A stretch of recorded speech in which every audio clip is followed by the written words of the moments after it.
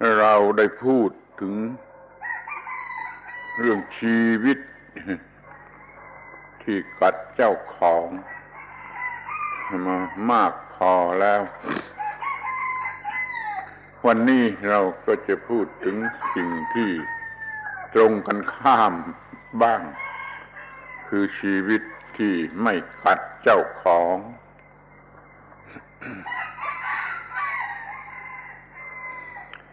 We've talked enough about the life that bites its owner, and so now we should discuss the opposite, the life that doesn't bite its owner.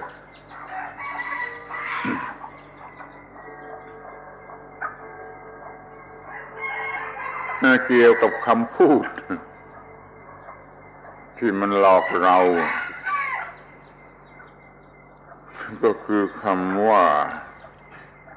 ชีวิตคำว่าจิตแล้วก็คำว่าตัวเราหรืออัตตาชีวิตจิตหรืออัตตานี่จะต้องทำความเข้าใจกันให้ดีๆ There are certain words which are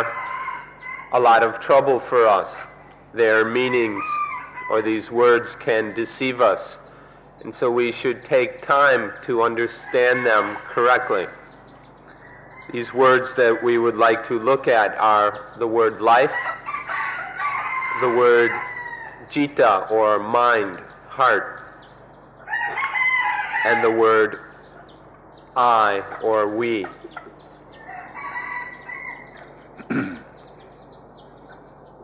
โดยความรู้สึกทั่วๆไปคนก็เอาสิ่งที่เรียกว่าชีวิตคือความที่มันยังเป็นอยู่ยังเคลื่อนไหวได้รู้สึกได้คิดนึกได้พูดจาได้นี่แหละชีวิตเนี่ยเป็นตัวตนแต่ถ้าเขามองลึกเข้าไปก็มันมีสิ่งที่เรียกว่าจิตควบคุมอยู่เราจิตเป็นตัวตนแล้วก็มันมีความจริงที่ตรงไหนชีวิตเป็นตัวตนหรือว่าจิตเป็นตัวตนนี่ตัวตนก็เป็นสิ่งที่คิดขึ้นมารู้สึกขึ้นมาอย่างเคล้าๆเป็นคอนเซ็ปต์ที่หลอกลวงที่สุดเนี่ยขอให้รู้จักความหมายที่ต่างกันของคำว่าชีวิตจิตอัตตาล้วนจะเป็นภาษาบาลี So then there's this condition that we call life, where the body's still living, able to move, it breathes, can walk around, can eat, can speak, can do all the activities that for us make up life. And the ordinary person takes this life to be self, takes this life to be the atta, the self.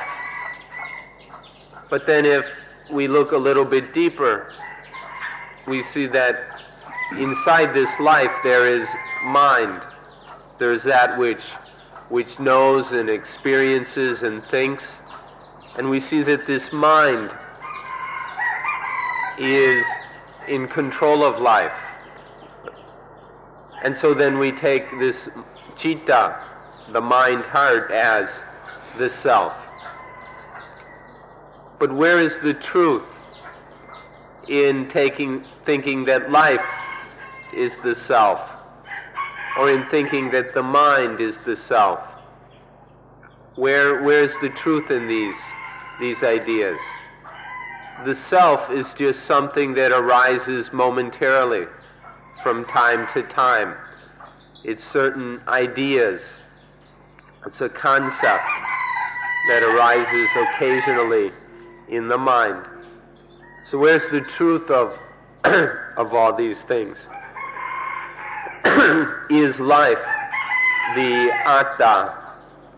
the self? Or is the citta the atta? Is the mind the self?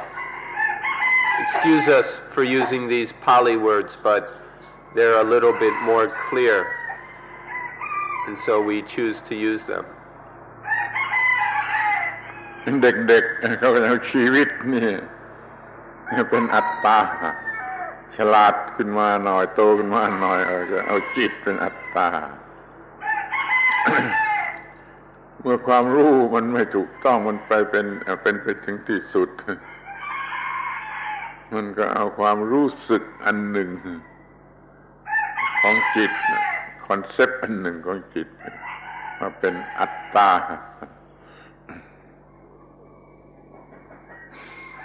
เด็กๆเขาเอาชีวิต And so the child takes life as being the atta, or then after growing up a bit, then the child takes the mind or consciousness as being the atta. And then when this misunderstanding develops a little more deeply, the child takes the various momentary feelings of the mind, the various kinds of awareness are taken to be the atta.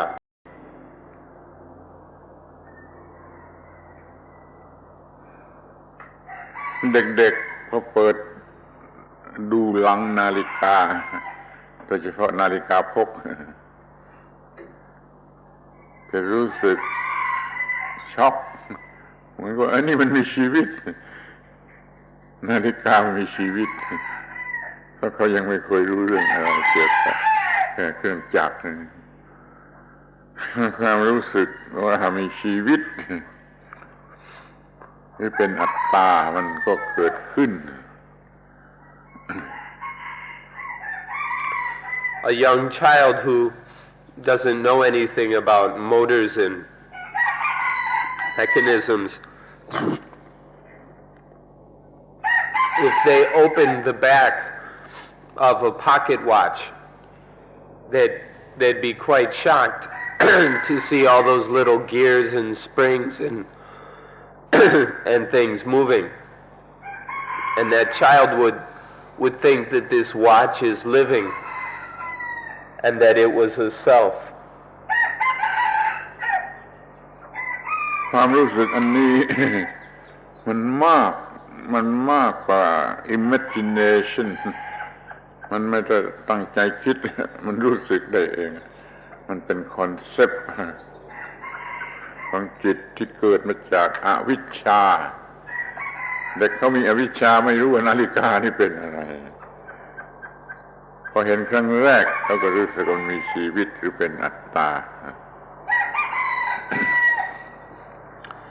This kind of concept of the child is much more than just imagination. There's no intention by the child to dream up these ideas. But because of avijja, or ignorance, the child doesn't know anything about the watch. And because of this not knowing, the child very easily comes up with all kinds of crazy notions, such as that the watch is a self.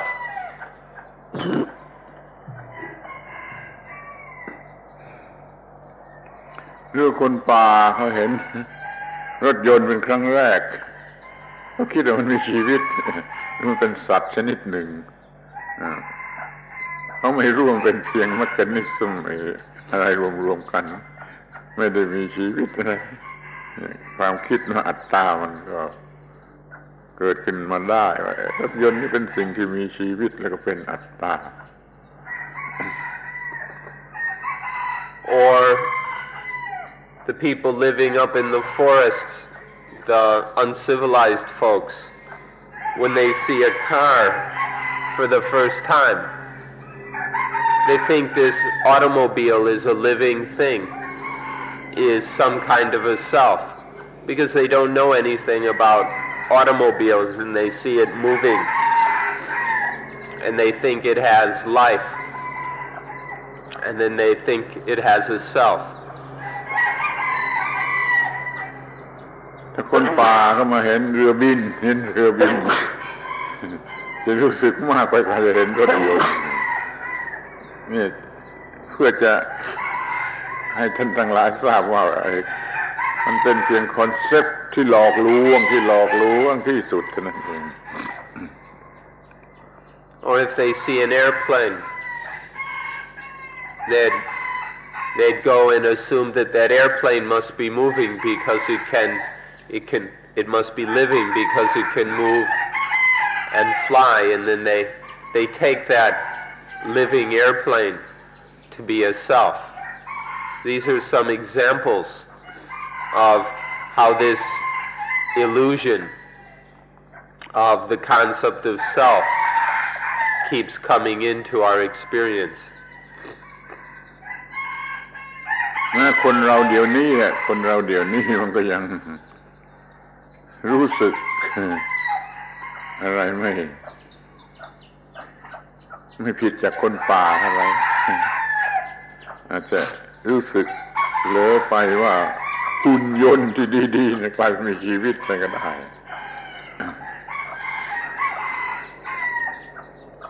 อะไรที่ดีๆหุ่นยนต์ที่เขาทำขึ้นหุ่นยนต์ And then we ourselves,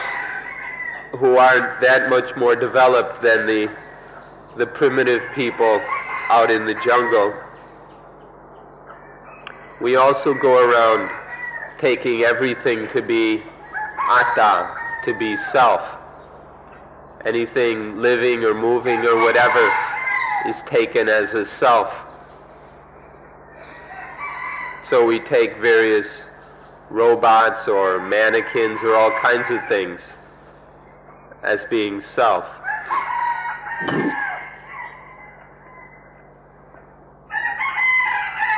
เราอาจจะมองเห็นในรูปภาพที่เขียนดีที่สุดกลายเป็นสิ่งที่มีชีวิตจิตใจหรือมีอัตตาขึ้นมาในรูปภาพเราอาจจะรักรูปภาพอย่างชีวิตจิตใจเราอาจจะกลัวรูปภาพอย่างยิ่งเหมือนกับเด็กๆกลัวรูปเสือกลัวรูปอะไรต่างๆที่มันน่ากลัวในกระดาษเท่านั้นเอง Or there are certain paintings and pictures which are so realistic or lifelike that we wonder if it might not be living, if it might not be real. And then we take that living thing, that mind or whatever, and we see it, we take it to be a self. Just the way a child sometimes sees a painting of a wild animal and can be frightened by the painting because it takes it to be self, to be a self. แม่คนโตๆนี่ เอากระดาษมาเอาสีมาพยายามเขียนอย่างดีเป็นรูปสัตว์ที่น่ากลัวเป็นรูปยักษ์ที่น่ากลัวนั้นจิตมันก็เปลี่ยนเป็นเสียแล้วมันไม่ใช่กระดาษมันไม่ใช่สีล้วนๆเลยมันมีความหมายอะไรเป็นตัวตนขึ้นมาในภาพในกระดาษถ้าไม่งั้นมันรู้สึกกลัวไม่ได้โดยภาพที่เขียนขึ้นมาเองก็หลอกตัวเองให้กลัว Or even adults, if they take paper and paints and begin to paint a ferocious or frightening looking animal, then very, very quickly it becomes much more than just paper and paint. It becomes quite terrifying. There's self in this thing. It's taken to be some kind of self, which is really funny or silly that an adult would be frightened by just a bunch of colors on a piece of paper, but it happens quite often. ได้ยินว่าในเมืองไทยนี่เองก็มีคนซื้อภาพโมนาลิซามาไว้ดูมาไว้เพ่งมาไว้ดูอย่างว่ามันมีชีวิตหรือตัวตนภาพแท้ๆ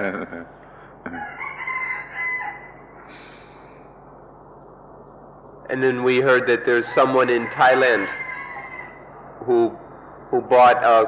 a reproduction of the Mona Lisa, and so they could look at it and stare at it. They really became obsessed with it, thinking it was a living thing, that there was a self in that picture. And this is how we can so easily be deceived by things, by appearances. เมื่อมันเป็นได้ทั้งอย่างนี้แล้วทำไมคนป่าเขาจะไม่เห็นว่าสิ่งที่แปลกประหลาดนั่นมีชีวิตมีตัวตนคนป่าก็จะมีความคิดว่าดวงอาทิตย์มันมีชีวิตมีตัวตนดวงจันทร์มีอาทิตย์มีตัวตนพายุลมที่ร้ายกาจก็มีชีวิตเป็นตัวตนกระทั่งเห็นต้นไม้บางชนิดมีชีวิตมีตัวตนมีความศักดิ์สิทธิ์เกิดขึ้นในต้นไม้บูชาต้นไม้บูชาจอมปลวกบูชาภูเขาบูชาอะไรต่างๆความคิดว่าเป็นตัวตนมันเกิดได้ง่ายเกิดได้อย่างยิ่งเกิดได้อย่างโง่เขลาที่สุด So when it works in this way, then the primitive peoples in the jungles, they take everything to be self. Their mind so easily thinks that everything is self, and so they take the sun to be a self and the moon to be a self, and they see storms and violent winds as being selves, and certain special trees are selves, and the rivers and the mountains. They take all these things to be selves and make them into holy objects, and then they worship these things. They worship certain trees. They think there's something living, some spirit in the trees or in the rivers, in the mountains, and all over the place. And so thus the primitive person sees selves all over the place, sees selfhood in just about everything. ในทุ่งนาเขาคิดว่ามันมีสิ่งที่ศักดิ์สิทธิ์เป็นพระเจ้าเป็นพระเจ้าแห่งข้าวแห่งต้นข้าวเขาบูชาพระเจ้าเพื่อให้ต้นข้าวในนามันงามอย่างนี้มันมีมาแต่โบราณเป็นคอนเซ็ปต์ที่หลอกลวงแต่มันก็มีอิทธิพลเหลือประมาณมีอิทธิพลทำให้คนมีความรู้สึกเป็นบวกเป็นลบเป็นสุขเป็นทุกข์อะไรต่างนี่อย่าทำเล่นกับอัตตาที่เป็นเพียงความรู้สึกที่หลอกลวง Or in the rice fields, since ancient times, people have thought that there was a god of the rice field or a spirit of the rice field, and people would worship, make offerings to this rice god so that the plants would grow strong and produce a lot of rice. And so this illusionary concept of self arises quite easily for the human being, and all kinds of things are taken to be selves, even things like the rice fields and the rice plants. This gives us some examples of how the human mind sees self all over the place. This concept of self is just an illusion. It's just a concept which occurs in the mind it doesn't have a reality in nature. But there is this concept in the human mind that it has great power and influence, because of this concept there arises all kinds of feelings, such as positive and negative, happiness and sadness. And so there's tremendous power in this concept of atta, self, even though it's just an illusion. รวมความว่าตามธรรมชาติเราก็เอาสิ่งที่เคลื่อนไหวได้กระดุกกระดิกได้เคลื่อนไหวได้นี่ว่าเป็นชีวิตหรือเป็นอัตตาต่อมาเอาสิ่งที่รู้สึกคิดนึกได้เนี่ยคือจิตนะว่าเป็นอัตตาต่อมาเราก็เอาสิ่งที่ไม่รู้จักว่าอะไรที่มันเข้าใจไม่ได้ว่าเป็นอัตตาดูความหลอกลวงของสิ่งที่เรียกว่าชีวิตว่าจิตว่าอัตตาให้ดีๆจะเข้าใจเรื่องธรรมะได้ง่าย And so then things that are living, that can move, bounce, shake, get up and walk around, we take these to be selves. Or then when we see that there are these minds which think and experience and feel, we take those to be selves, to be atta. And then anything that we don't understand, things that seem to have power but we don't understand them, then we take them to be selves. And so this illusion of self gets projected upon all kinds of things, upon life, upon the mind, upon things we don't know or understand. If we can understand how these things deceive us, how life, how the mind, how the self deceive us, then it will not be difficult for us to understand Dhamma. เมื่อจิตนี่มันโง่มันเต็มไปด้วยความโง่ในเรื่องอัตตามันก็มีกิเลสหลายนานาชนิดมีการคิดผิดเห็นผิดนานาชนิดมันก็กัดเจ้าของชีวิตนี้มันก็กลายเป็นกัดเจ้าของถ้าพูดให้ชัดอีกก็ว่ามันกัดตัวมันเองคือกัดเจ้าของ When the mind is stupid, it stirs up all kinds of defilements, all kinds of wrong ideas and crazy concepts come up in the ignorant mind. And so then it bites its owner. When there are all these foolish thoughts coming out of ignorance, then life bites its owner, or the mind bites its owner, which means that it bites itself. Itself is taken to be the owner. And so life bites itself, the mind bites itself because of ignorance. มันจะมีเจ้าของได้อย่างไรคิดดูแม้แต่ตัวมันเองยังไม่มีแล้วมันจะมีเจ้าของได้ยังไงความรู้สึกที่คิดว่ามีเจ้าของหรือมีตัวเองเนี่ยมันเป็นอวิชชาอย่างยิ่งและอวิชชาจะเป็นตัวกัดตัวความโง่ที่สร้างอวิชชาขึ้นมานี่มันกัดเจ้าของหรือกัดตัวเองซึ่งล้วนแต่เป็นมายาไม่มีตัวจริง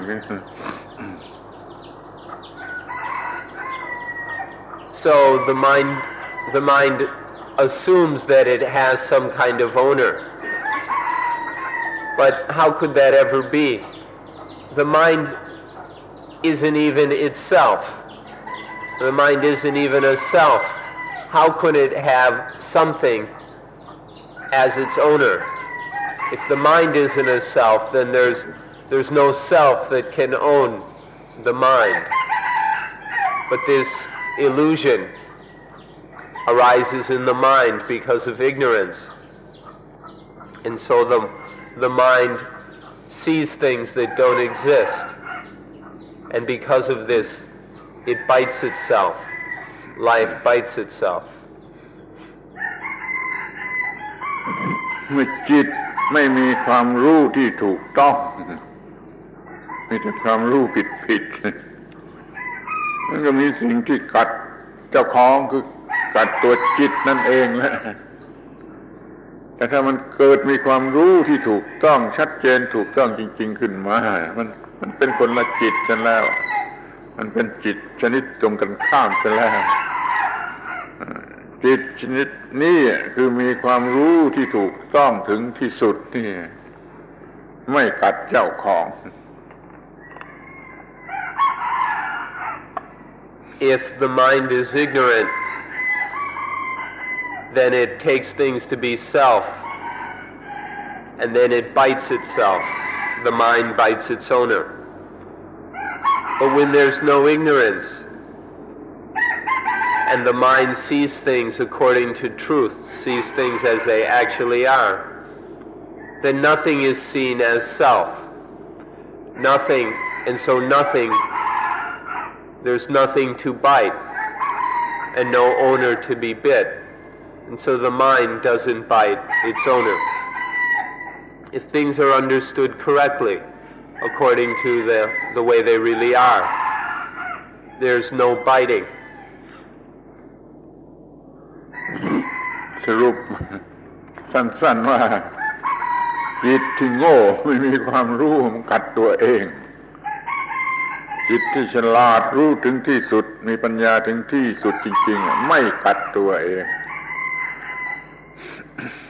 So in short, the mind that doesn't understand keeps biting itself. But the mind that understands, that has knowledge, has the highest level of knowledge, it doesn't bite anything and nothing gets bit. เราอยากจะให้อุปมาหรือเปรียบเทียบตั้งชื่อกันใหม่ว่าจะมีจิตที่เป็นเหมือนกับเพชรเป็นไดมอนด์ไม้ขึ้นมาจิตที่เป็นเพชรขึ้นมา We'd like to use the metaphor of a life that is, of a mind that is like a diamond mind.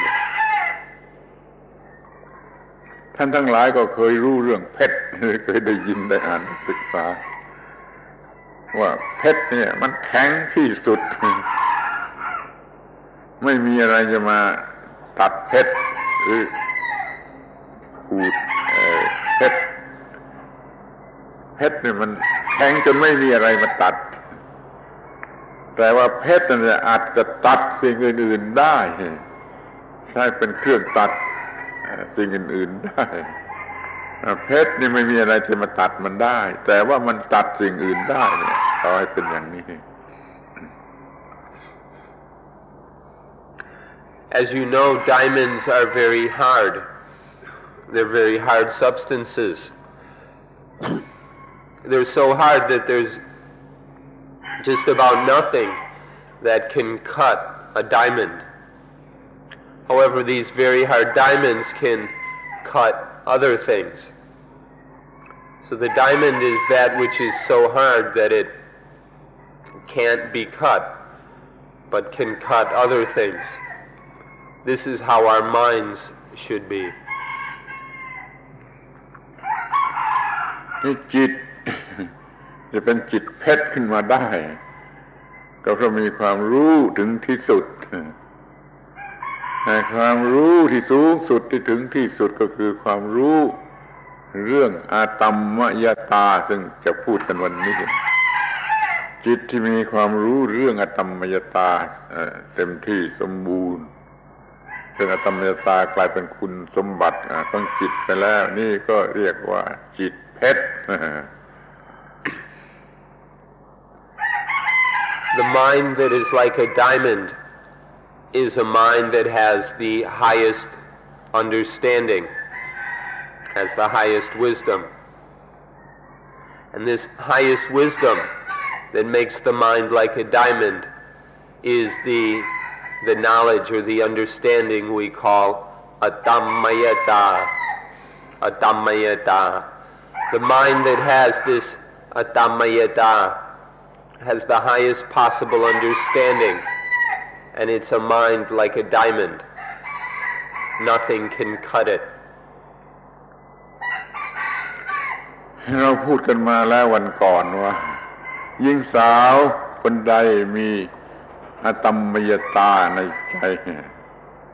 ผู้ชายเกี้ยวไม่สำเร็จเอาตัวไปไม่ได้นี่เราก็จะเรียกได้ว่าหญิงสาวคนนั้นมีจิตเป็นเพชร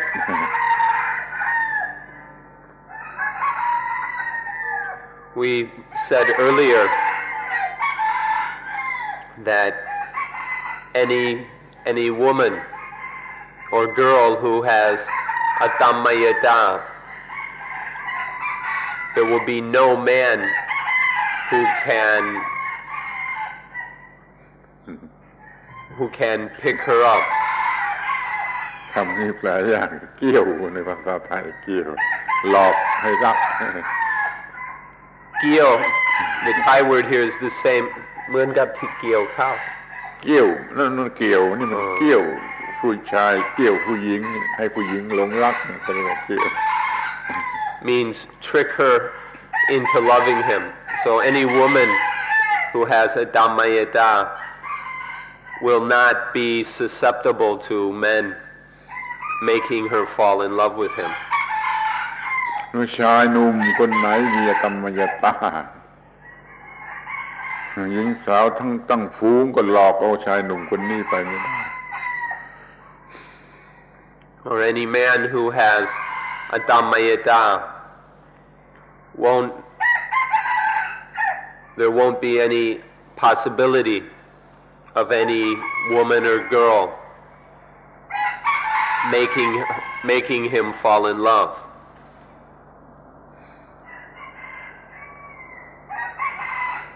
จิตประกอบด้วยความรู้เรื่องอาตมมยตา แล้วก็จะมีลักษณะเป็นจิตเพชร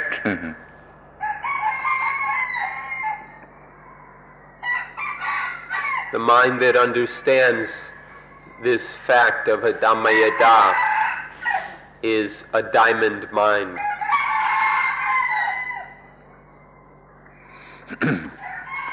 ดังนั้นขอสนใจฟังสนใจทำความเข้าใจ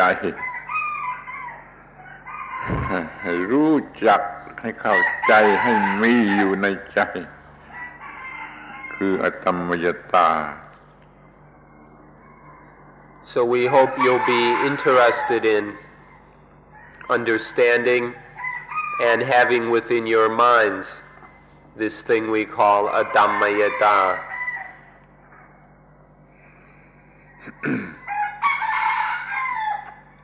คำว่าตาในภาษาบาลีนี่มีความหมายได้หลายอย่าง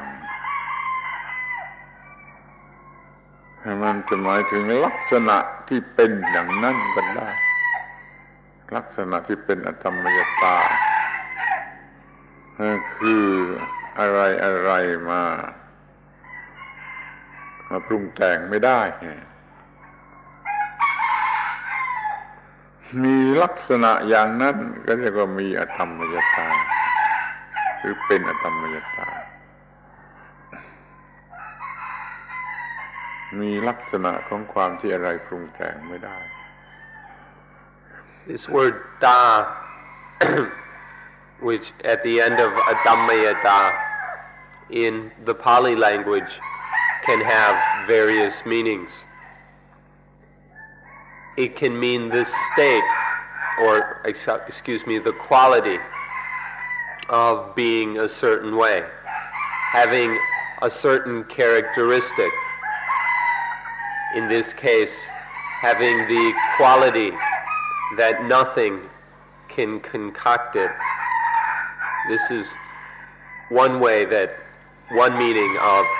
Adammayata, that this quality or characteristic of being unconcoctable, where there's nothing that can come in and cook it up or concoct it. ที่มันเป็นภาวะเป็นตัวภาวะเฉลยกันได้ state of being เฉลยกันได้มันยิ่งกว่าลักษณะก็ได้ธรรมยตาเป็นภาวะของจิตก็ได้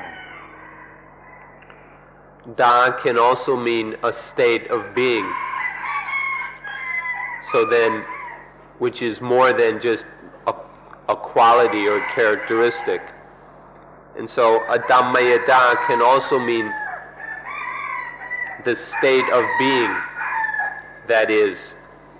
unconcoctable. ที่มันเป็นความรู้เป็นญาณะเป็นความรู้สูงสุดก็ได้สิ่งที่เรียกว่าอัตตมยตาเนี่ยจะหมายถึงตัวความรู้อันสูงสุดก็ได้ Or it can mean an insight knowledge, a jnana, the clear and penetrating knowledge into the nature of things. Adammayata can signify this highest knowledge. นี่จะหมายถึงอำนาจอิทธิพลอันสูงสุดของมันก็ได้เหมือนกับเพชรมีความแข็งอัตตมยตาหมายถึงอำนาจที่จะขจัดไอ้สิ่งที่เป็นความโง่เป็นความหลงอะไรก็ได้เรียกมันมีอำนาจหมายถึงตัวอำนาจก็เรียกว่าอัตตมยตาก็ได้ Or Adammayata can mean a power, this diamond-like strength that has the power to withstand anything, that can cut through anything. ในที่สุดก็มาเป็นวิหารธรรมธรรมะเครื่องอยู่ของจิตอยู่ด้วยความรู้อันนี้เรียกว่าวิหารธรรมมีอาการประจำจิตอย่างว่าหญิงสาวคนนี้มีอัตตมยตาเป็นวิหารธรรมอยู่ตลอดเวลาหญิงสาวคนนี้ก็ไม่มีชายหนุ่มคนไหนมาเกี่ยวไปได้เพราะเขามีอัตตมยตาเป็นวิหารธรรม And finally, Adammayata can be a dwelling, or a vihara dhamma, which means an abode or dwelling, a way of living. Adammayata can be the ordinary mode of living that the mind dwells in. The mind is always dwelling in Adammayata. For example, if a young woman all the time dwells in Adammayata, then there won't be any man or boy who can come along and trick her into falling in love with him. คำว่าวิหาระนี่มันแปลว่า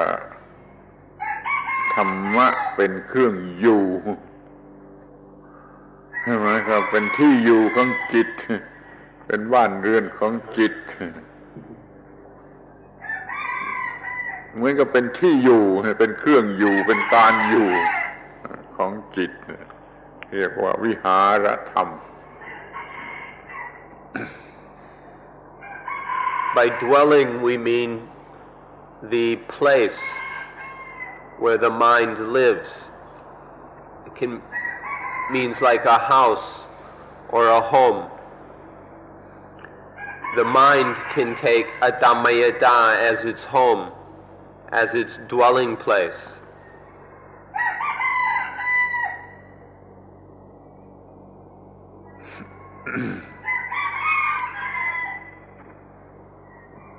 เดี๋ยวนี้จิตที่มีอตัมมยตาจะมีลักษณะเป็นจิตเพชรไม่ถูกกัดโดยสิ่งใดไม่อาจจะถูกกัดโดยสิ่งใดหรือไม่อาจจะกัดตัวมันเองเพราะมันมีความรู้ถึงที่สุดจึงอยากให้ทุกคนมีอตัมมยตานี่เป็นวิหารธรรมเป็นเครื่องอยู่ของจิตเป็นที่อยู่ที่อาศัยของจิต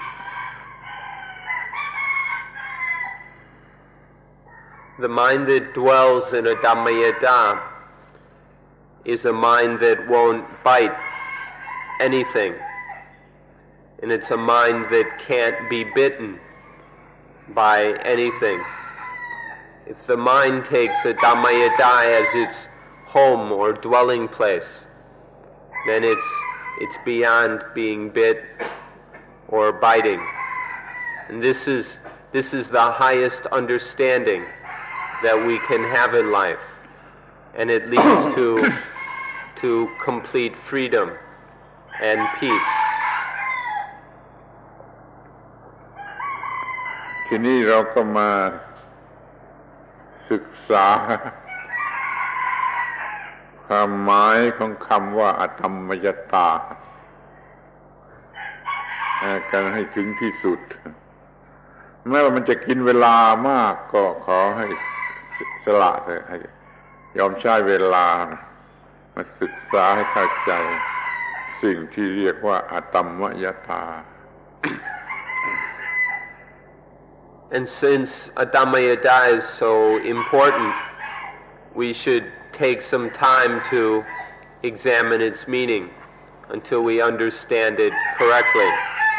Although it may take a long time, it's necessary for us to study Dhammayata until we understand it thoroughly. And so this is what we intend to do. เราจะพยายามทำให้คำพูดคำนี้ มาอยู่ในภาษาพูดvocabulary ของมนุษย์ที่พูดจากันอยู่เนี่ยให้จนได้ We're trying to put this word Dhammayata into the vocabulary of ordinary people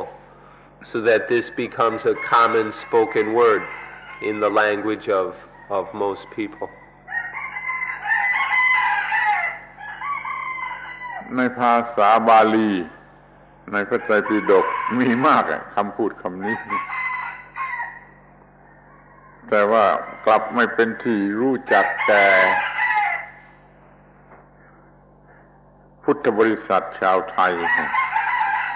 เพราะเขาไปแปลมันเสียเป็นคำอะไรไปก็ไม่รู้มันได้ใช้คำว่าอตัมมยตา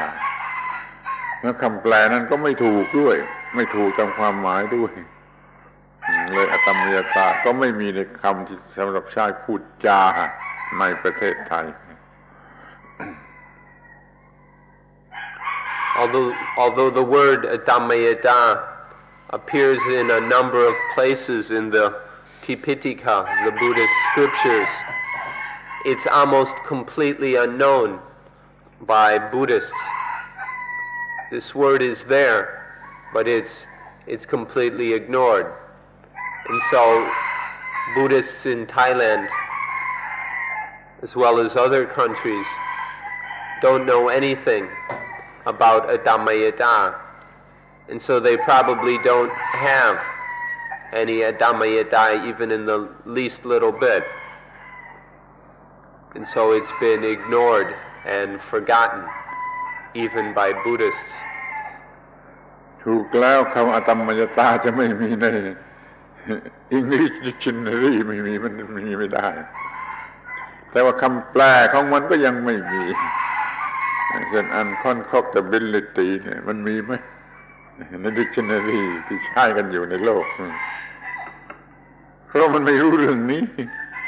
มันก็ไม่มีคำนี้ในประธานุกรม And even in the Pali Dictionary compiled by famous Western scholars, they don't have this word atamayada, maybe because they're afraid to print a word that they don't understand, but they left it out. And then even in our normal, the ordinary English dictionaries, is there any dictionary that has the word unconcoctability?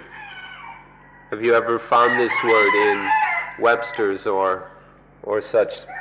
dictionaries? มันน่าหัวไหม คำที่สูงสุดมีประโยชน์ที่สุดมีค่าที่สุดแต่ยังไม่มีในดิกชันนารี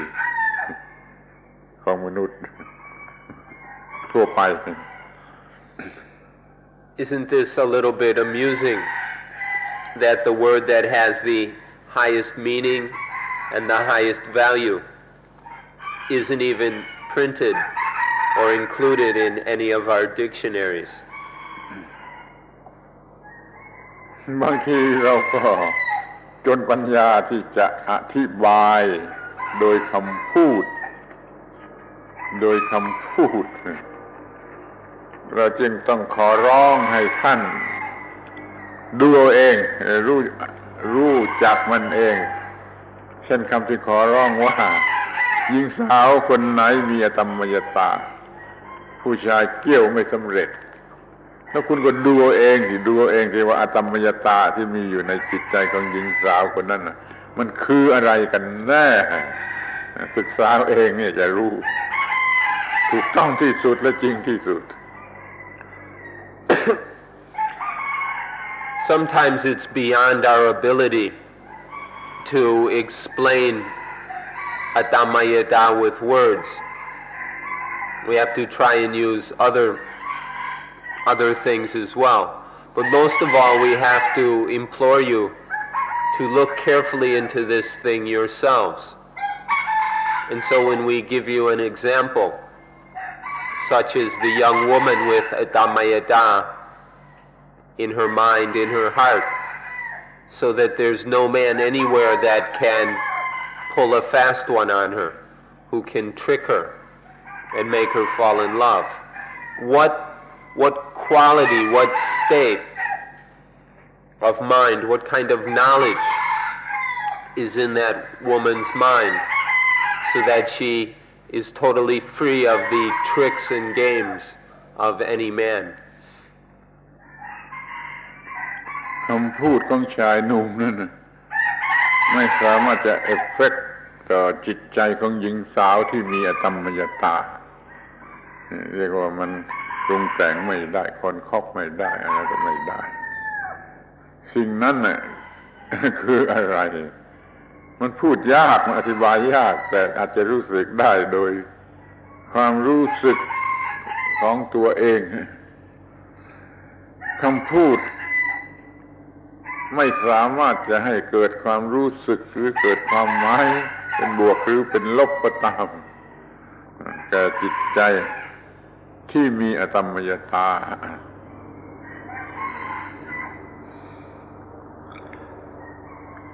The word, there's no words that a man could speak that would affect her mind. No matter what any man would say, it has no effect on her mind. Her mind remains clear and cool. There's no words for the mind that has a dhammayata. There aren't any words anywhere that can concoct the mind into positive and negative.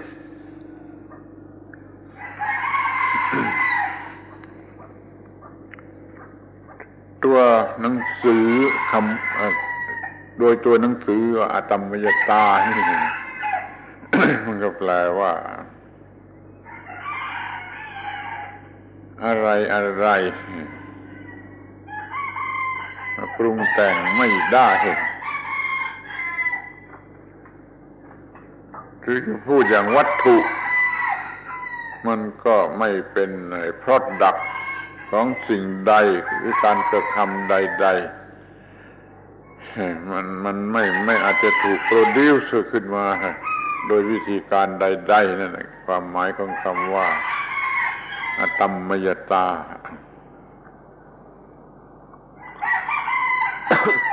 Literally, Adammayata can be taken to mean the state where nothing can concoct, the state that is completely beyond being concocted. Or if we use a word, a more material word, it's a mind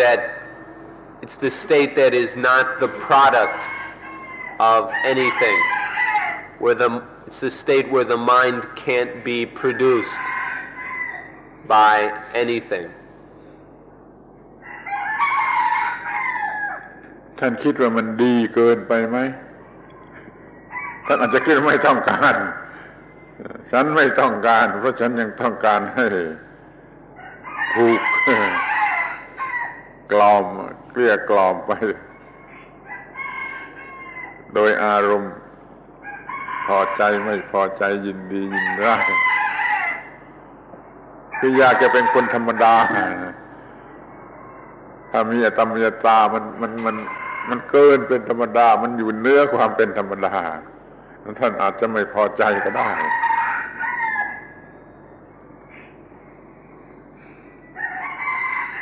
Is this too good for you? Are you thinking that this is way too good and not something really that I want at all? Are you thinking that I'm not very interested in this Adammayata?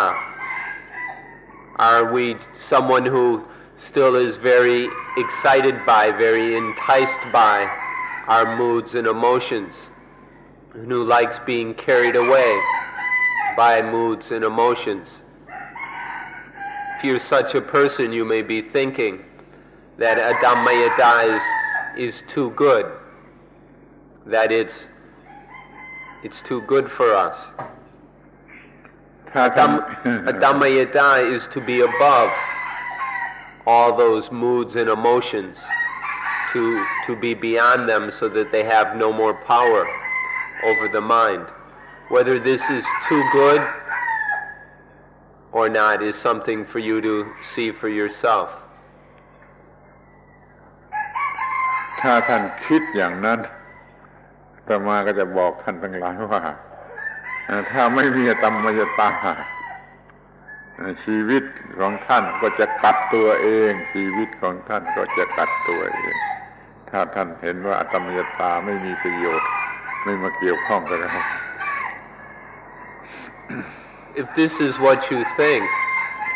if you think that Adammayata is too good for you or something that you're not interested in, then we must tell you that your life will bite itself. Your life will bite itself over and over again if you have such an attitude towards Adammayata.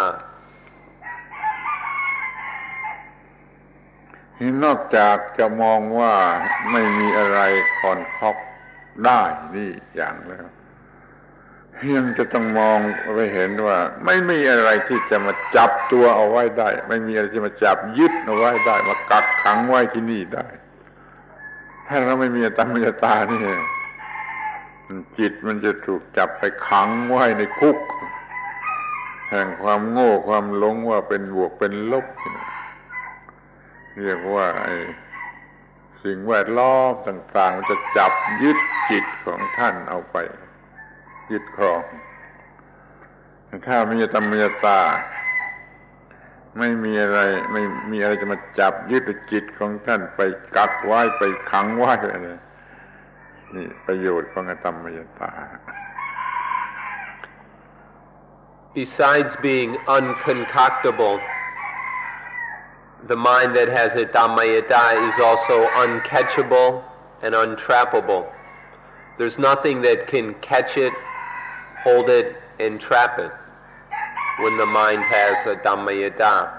However, the mind that doesn't have a Dhammayada is always being caught, entrapped by things, by ignorance, by the deceptions of positive and negative. The mind that doesn't understand, doesn't have a Dhammayada, is always getting caught in, entrapped by all the objects and things in the world around us. And then once it's caught, it gets bit. ไม่มีรสอร่อยใดๆในโลกที่จะมาจับยึดจิตใจของผู้มีอธรรมยตารสอร่อยทุกอย่างทุกชนิดจะเป็นอย่างธรรมดาอย่างสวรรค์อย่างพิเศษอะไรก็ตามรสอร่อยใดๆไม่สามารถจับยึดครองจิตใจของผู้มีอธรรมยตาเราก็มีเสรีภาพเต็มที่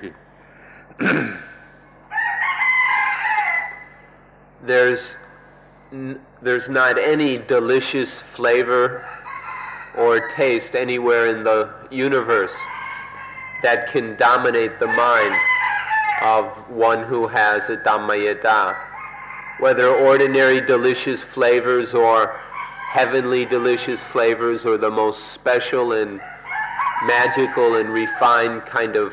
delicious tastes, none of these whatsoever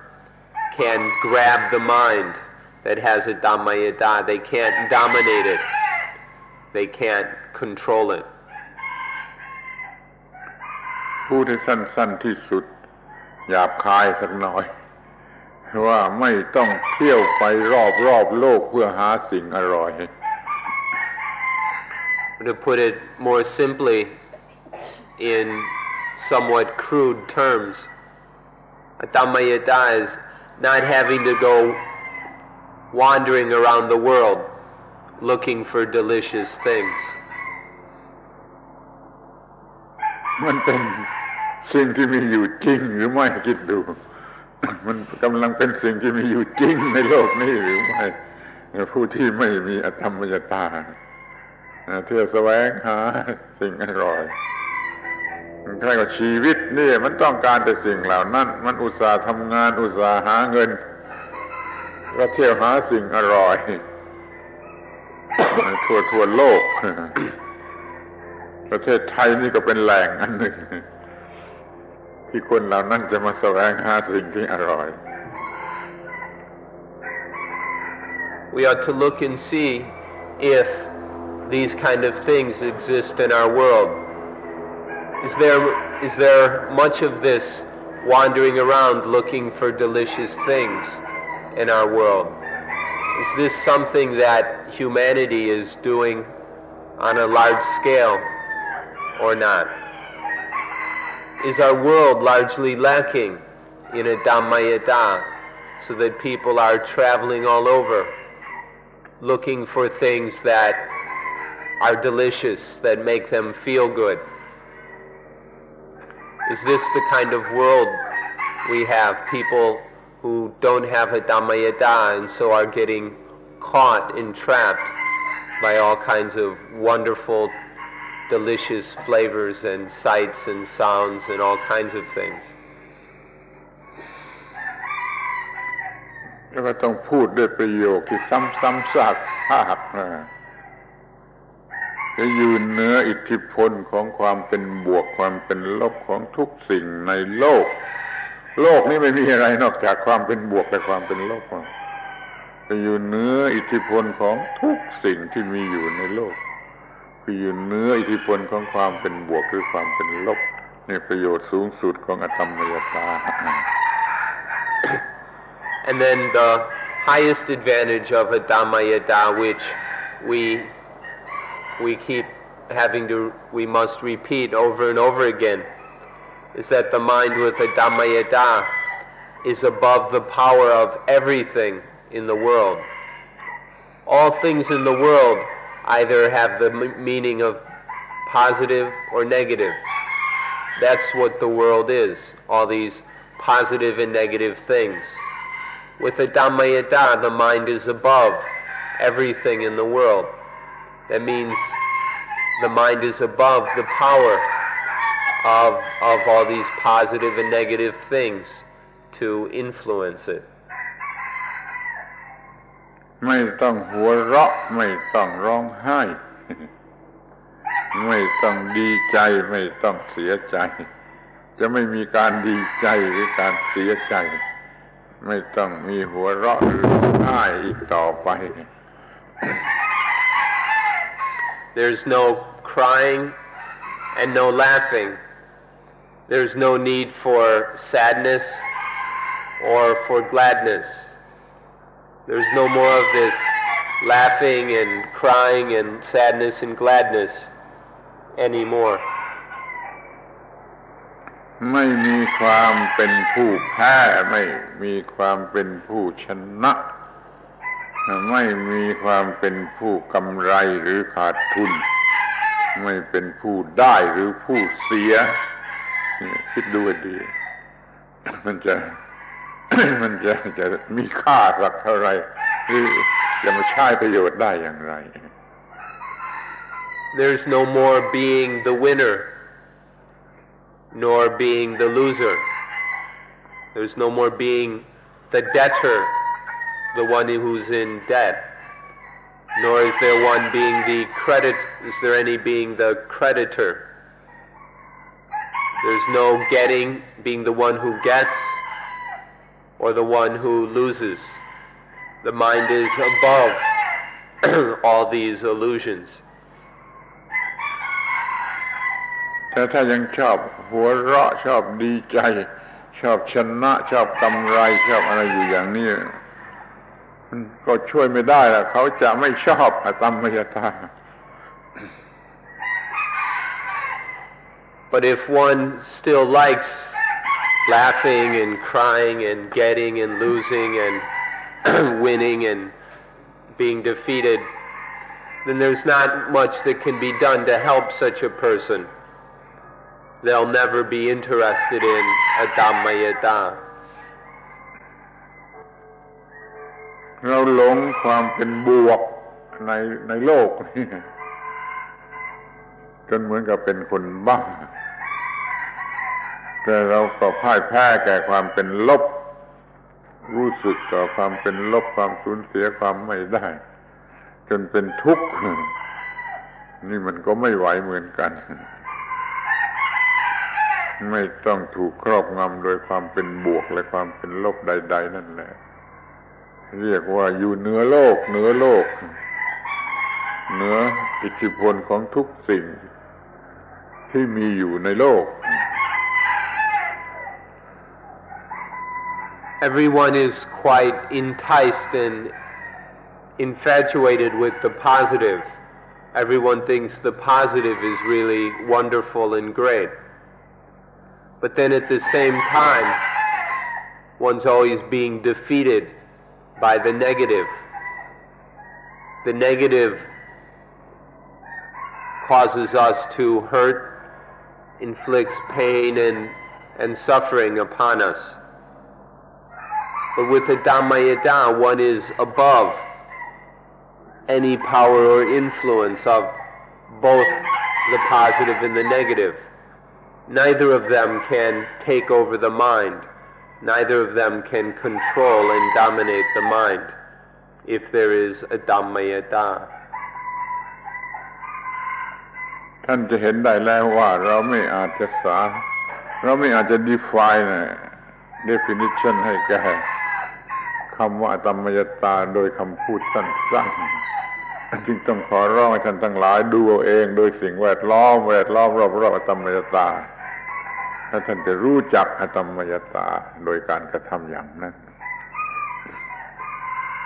It's beyond our ability to define a Dhammayata in just a few words. It's hard to understand this by using words. But what we can do is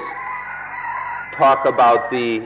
context or the situation in which there is a Dhammayata. And you can, if you pay careful attention, you can start to see a Dhammayata as we talk about the things surrounding it. ยังจะต้องขอใช้อุปมา ว่าอตัมมยตาเหมือนกับเพชรแข็งที่สุดตัดได้ทุกสิ่งแต่ไม่มีอะไรมาตัดเพชรใครควรดูเองตามไอ้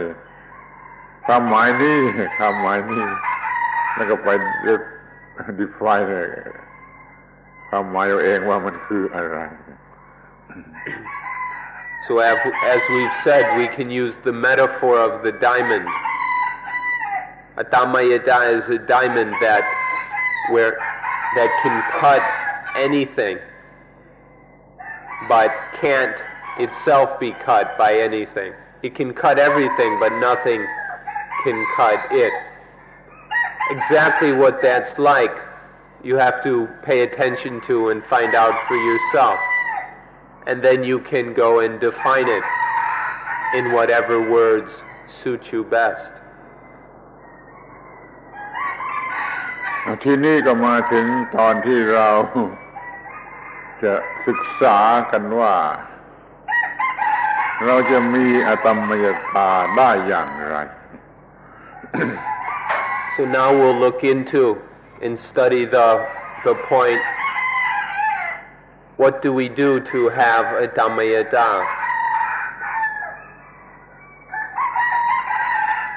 อตัมมยตาเป็นถ้าเป็นความรู้ก็เป็นความรู้สูงสุดถ้าเป็นภาวะเป็นสเตตบีอิงก็เป็นสูงสุดถ้าว่าจะเป็น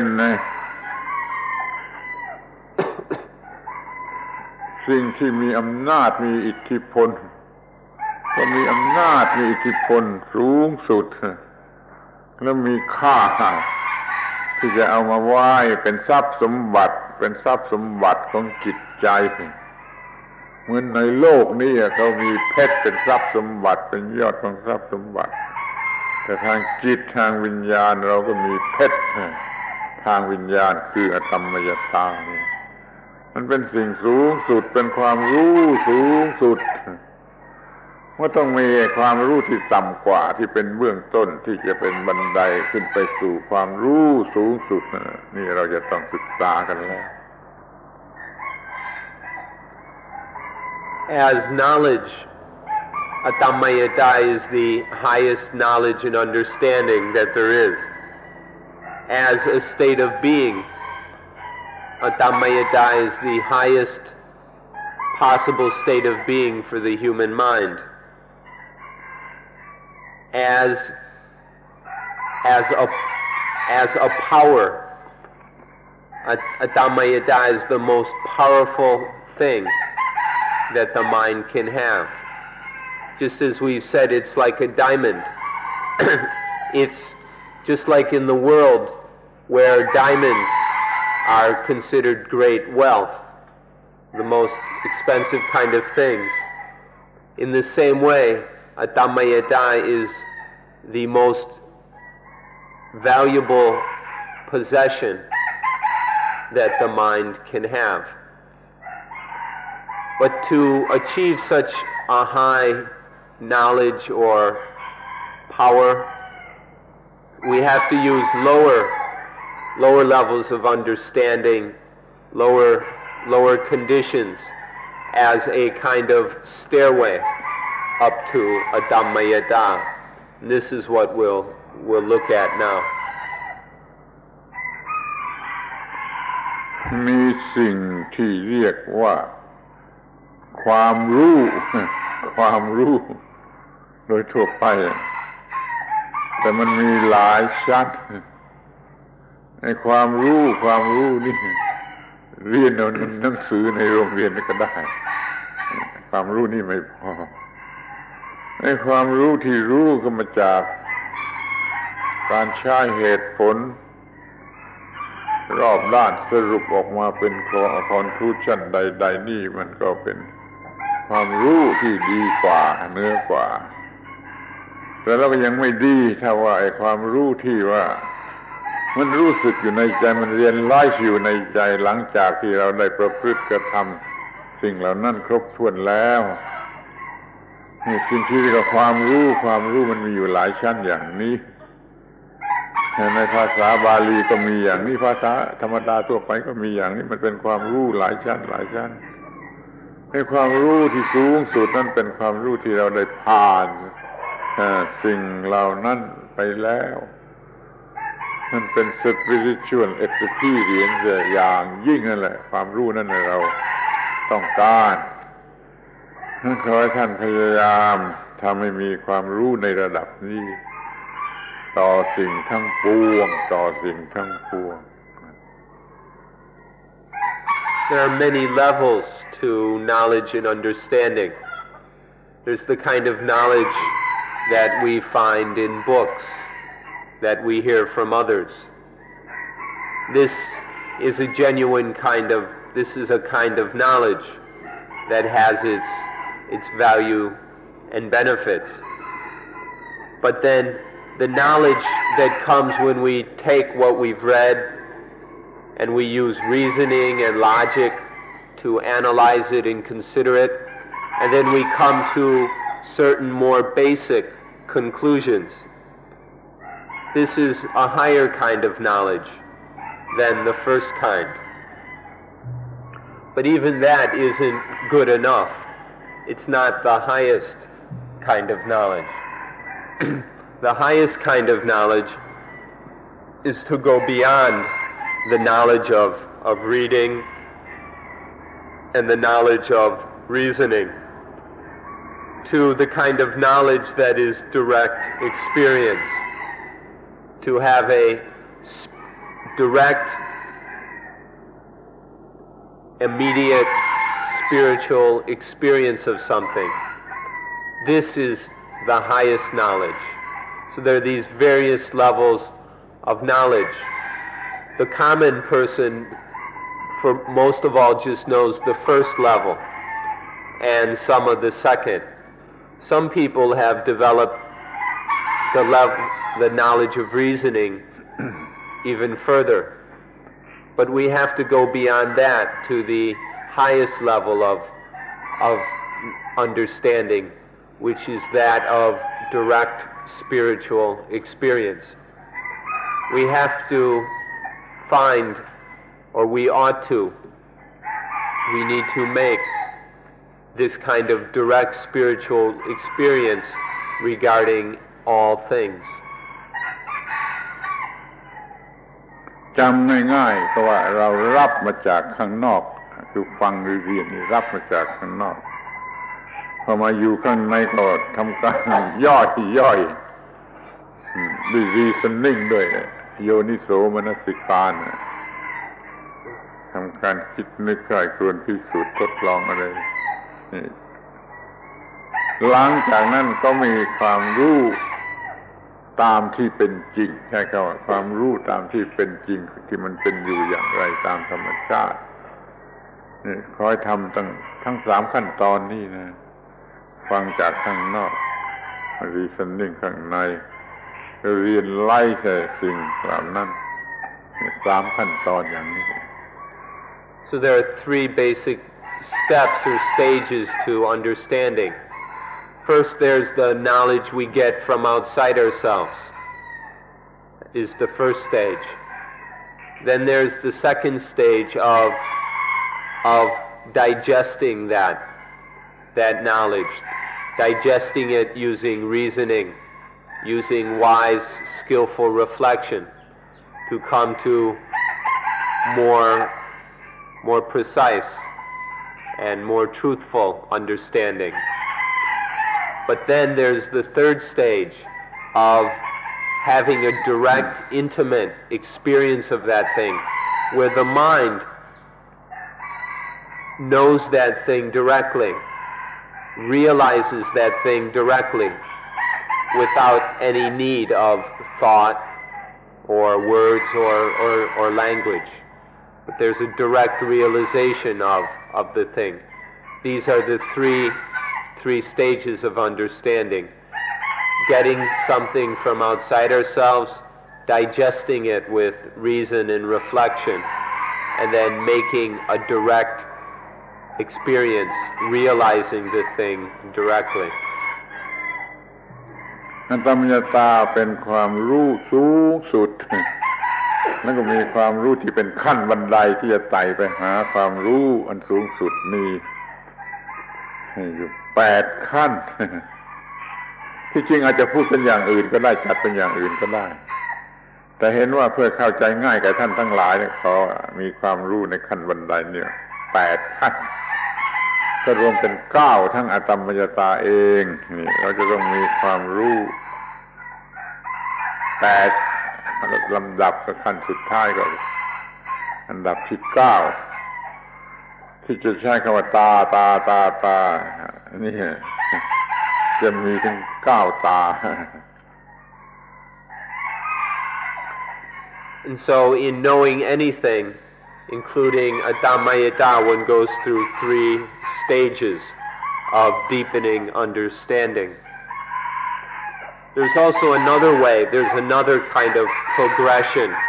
or stairway to Adammayata. There are 8 steps that we can take to Adammayata.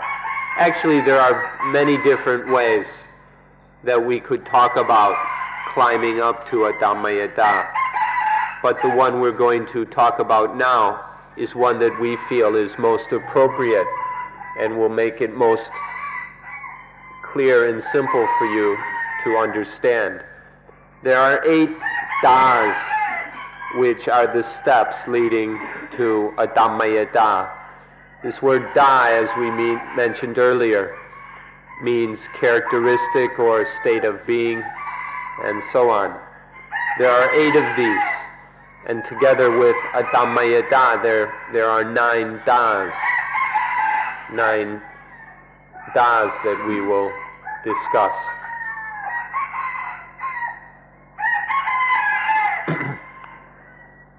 อันแรกที่สุด เราเรียกมันว่าอนิจจตาความที่มันเปลี่ยนแปลงเรื่อยของสิ่งทั้งปวงในโลกสิ่งที่เป็นของธรรมดาในโลกมีความเปลี่ยนแปลงเรื่อยถ้าเห็นสิ่งนี้เรียกว่าเห็นอนิจจตาคือความไม่เที่ยงหรือความเปลี่ยนแปลงเรื่อย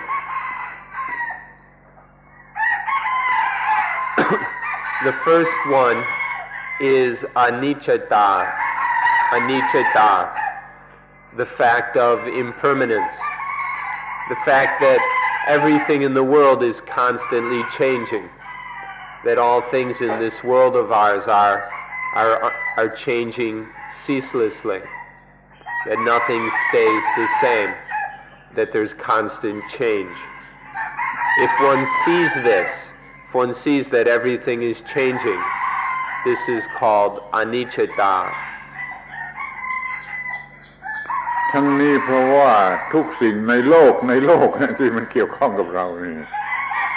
มันมีปัจจัยมีเหตุมีปัจจัยซึ่งมันเปลี่ยนแปลงเรื่อยเพราะฉะนั้นมันจึงมีการเปลี่ยนแปลงไปตามเหตุตามปัจจัยมันต้องเปลี่ยนแปลงไปตามเหตุตามปัจจัยซึ่งเปลี่ยนแปลงอยู่เรื่อยนี่เรียกว่าเห็นอนิจจตาคือความไม่เที่ยงตัวหนังสือแปลว่าไม่เที่ยงไม่คงที่ต้องเปลี่ยนแปลงเรื่อย This means that everything that we experience, everything in our world, depends on causes and conditions. And these causes and conditions of things are changing all the time. And if the causes and conditions change, then the thing itself must change as well. This is what we mean by the fact of impermanence, that everything that exists exists only through causes and conditions, which change. And so the things themselves exist. This is what we mean by anicca, which literally means the fact of impermanence or the fact of instability, that things don't remain the same. They don't stay the same. เมื่อเหตุปัจจัยหรือของสองสิ่งมาถึงกันข้าวย่อมทำให้เกิดสิ่งใหม่นี่ท่านดูให้ดีทีเถอะเมื่อเหตุปัจจัยหรือสิ่งมูลฐานด้วยก็ตามสองสิ่งมาพบกันข้าวย่อมจะเกิดสิ่งใหม่ที่มันมีอาการอย่างนี้อยู่เรื่อยไปมันก็มีการเกิดสิ่งใหม่อยู่เรื่อยไป One can see that in this world, whenever two things come together, you get something new. And we always have these things moving and coming together and always producing something new. Whether the causes or the conditions or the various affecting factors, whenever a new one gets involved, there's change. And this is the constant situation in our world, where things are interacting ceaselessly, constantly producing new things. This is the condition that we call anicca, impermanence. เมื่อความเป็นบวกกับความเป็นลบมาถึงกันข้าวย่อมเกิด energy อันใหม่เสมอไปเมื่อความเป็นหญิงกับเป็นชายเพศผู้เพศเมียมาถึงกันข้าวก็ย่อมเกิดสิ่งใหม่แล้วนี่เมื่อของสองสิ่งมาถึงกันข้าวย่อมเกิดสิ่งใหม่ในลักษณะอย่างนี้ Whenever two things come together, there's a transformation of energy. For example, when a male and a female come together, we always get something new. This constant production of new things is what we mean by impermanence, the fact of impermanence. ดังนั้น อนิจจตาก็คือกระแสแห่งวิวัฒนาการ evolution นั่นเองท่านต้องดูให้เห็นด้วยว่ากระแสแห่งวิวัฒนาการตั้งแต่ต้นจนปลายจนไม่รู้จักจบเนี่ยมันก็คือกระแสแห่งอนิจจตานั่นเอง This impermanence is nothing else but the flow of evolution. This endless process of transformation and evolution that we are a part of. This is exactly the same thing as anicca. ถ้าไม่มีอนิจจตาก็ไม่มีวิวัฒนาการ Without anicca, there would be no evolution. ท่านก็ได้ศึกษากันมาพอสมควรแล้ว ในเรื่องชีววิทยาหรือวิทยาศาสตร์แขนงอื่นๆท่านก็จะเข้าใจเรื่องนี้ได้ดี You've already studied biology well enough to understand this fact quite simply, quite easily. ทีนี้มันก็มีผลทำให้เกิดสิ่งแปลกสิ่งใหม่ไม่ซ้ำซากถ้ามันมีแต่สิ่งเดียวซ้ำซากเราก็เบื่อตายนี่ขอบคุณอนิจจตาที่ทำให้เกิดสิ่งใหม่เรื่อยไป Imagine what it would be like without impermanence. Everything would just stay the same. We'd have to go through everything over and over and over again. And nothing would ever change. And we'd get so bored to pieces with everything. It would be totally boring. And so we ought to be quite thankful for impermanence. Only because of impermanence, life is always giving us something new from moment to moment. There's always something completely new, thanks to anicca สิ่งที่เราเรียกว่าความอร่อย นั่นคือความหลอกลวงของอนิจจตาเราไม่อาจจะกินสิ่งเดียวไม่อาจจะกินสิ่งเดียวถ้าเรากินอยู่สิ่งเดียวแม้จะอร่อยเท่าไรมันก็หมดความอร่อยเพราะการที่เปลี่ยนเรื่อยเปลี่ยนอาหารเรื่อยนั่นแหละมันเป็นความหลอกลวงของอนิจจตาคือความอร่อย What we call deliciousness is just a deception of impermanence. If you took the most delicious food and had to eat it over and over again, that deliciousness would disappear quite quickly. But because of the impermanence, because we're always changing what we eat, there is this illusion of deliciousness. Things can only be delicious because of impermanence. ขอยกตัวอย่างที่อาจจะน่าหัว ครีมแครกเกอร์ที่กินเมื่อ60 ปีมาแล้วมันมีรสอร่อยกว่าครีมแครกเกอร์ปัจจุบันนี้ Let me give an example which may be a little bit silly, but the cream crackers that we ate 60 years ago tasted a lot more delicious than the cream crackers that we eat today. มันเป็นความเปลี่ยนของครีมแครกเกอร์หรือว่ามันเป็นความเปลี่ยนแห่งระบบประสาทของเราใครบอกได้ Whether it's a change in the cream crackers themselves or a change in our nervous system, who can say? แต่เราเห็นได้ชัดว่าไอ้ครีมแครกเกอร์เดี๋ยวนี้มันเลวกว่าไอ้ครีมแครกเกอร์เมื่อ60 ปีมาแล้ว But now we see quite clearly that the cream crackers are a lot worse than they were 60 years ago. นี่มันเป็นความเปลี่ยนของอะไรมันเป็นอนิจจตาของอะไรอนิจจตานี่ให้รสที่แปลกไปดูเองเลยแล้วจะเข้าใจอนิจจตาความที่มันเปลี่ยนแปลงไม่มีหยุดไม่มีหย่อน So whether it's change in the crackers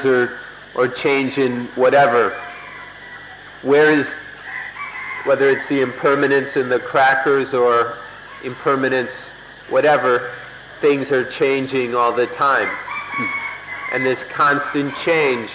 is always giving us new tastes to sample, to enjoy, always giving us new samples of deliciousness. This is just the way it is with anicca. นี่มันเป็นความเปลี่ยนแปลงของสิ่งที่เรากินหรือมันเป็นความเปลี่ยนแปลงของระบบประสาทที่ลิ้นขอให้ดูดีๆจะเข้าใจความเป็นอนิจจตาทั้งแง่บวกทั้งแง่ลบทั้งฝ่ายนั้นทั้งฝ่ายนี้พอเราไม่รู้เรื่องนี้เราก็โง่เราก็ยินดีเราก็ยินร้ายความเป็นบวกเป็นลบมันก็เกิดขึ้น So whether it's changes in the things we eat or changes in our tongue and the nervous system, you should examine this carefully. If we understand this point,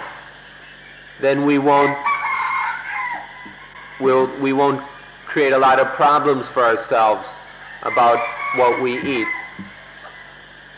If we understand this, we won't go liking this and disliking that, wanting it to be this way or wanting it to be that way. If we understand this fact of impermanence, we won't get so trapped in our likes and dislikes, which bring up the feeling of positive and negative. แต่มันก็เป็นความจริงอยู่เหมือนกันนะ ตัวครีมแครกเกอร์ที่ทำที่ประเทศอังกฤษเมื่อ60 ปีมาแล้วกับครีมแครกเกอร์เดี๋ยวนี้ที่ทำที่ประเทศมาเลเซียนี่มันไม่เหมือนกันจริงๆแม้ว่าฉลากข้างกระป๋องมันยังเหมือนกันอยู่ And it's a fact that the cream crackers they made in England 60 years ago aren't the same as the cream crackers they make in Malaysia today, even if the container looks just the same. อันนี้จะตามันอยู่ที่ตรงไหนความไม่เที่ยงมันอยู่ที่ตรงไหนถ้าเราถูกหลอกด้วยความหลอกอันนี้ชีวิตมันจะกัดเจ้าของชีวิตมันจะกัดตัวเองเราอย่าให้ถูกหลอกโดยอนิจจตาชีวิตจะไม่กัดเจ้าของ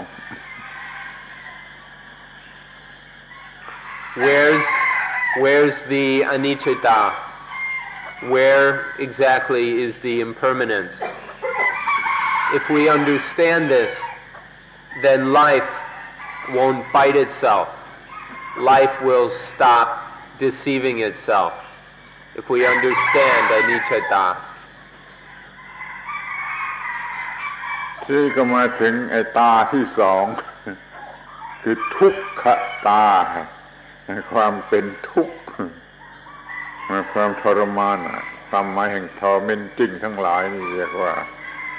ความเป็นทุกข์ Next we come to the second ta, that is tukkata, the state of all the different kinds of tormenting that exist. เพราะว่าเราต้องอยู่กับต้องเกี่ยวข้องกับต้องสมาคมกับสิ่งที่เป็นอนิจจตาคือสิ่งที่ไม่เที่ยงเราต้องไปเกี่ยวข้องกับมันไปโซเชียลกับมันก็เกิดอาการอย่างนี้ขึ้นมาเพราะมันเปลี่ยนเรื่อยนี่เราไม่อยากให้การไม่ให้เปลี่ยนนะครับการต่อสู้กันมันก็เกิดขึ้นนี่ก็คืออาการที่เรียกว่าเป็นทุกข์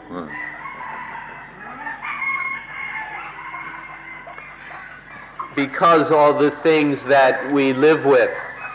that we associate with, that we get involved with,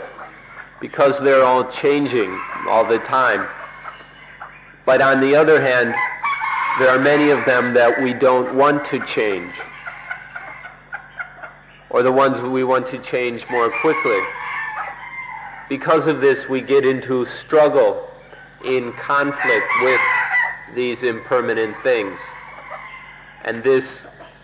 gives rise to the quality of torment. เราต้องอยู่กับเกี่ยวข้องกับสมาคมกับไอ้สิ่งที่ไม่เที่ยงไอ้สิ่งที่เรียกว่าความเป็นทุกข์ก็เกิดขึ้นดูดีๆมันอยู่ใกล้นิดเดียวเห็นได้ง่ายเพราะเราต้องอยู่กับสิ่งที่ไม่เที่ยงอาการที่ทรมานมันก็เกิดขึ้น Because we must live with, associate with, and depend upon impermanent things, the quality of dukkha, of pain, of misery, of torment, must occur. This is very close to us. It's right here in front of us.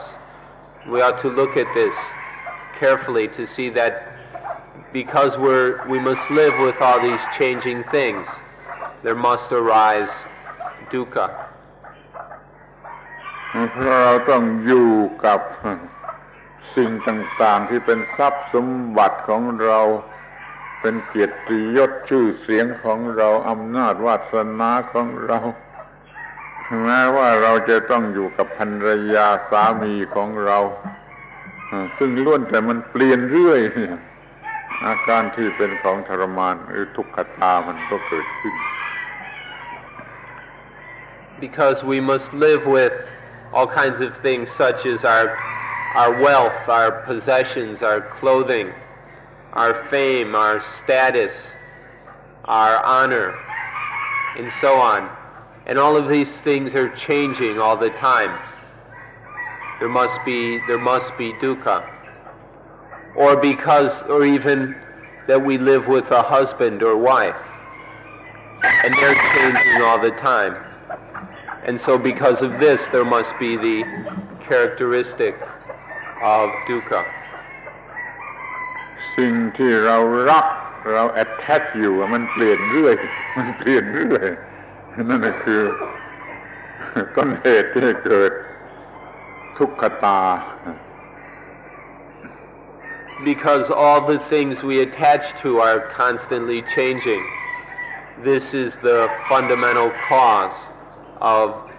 tukkhata.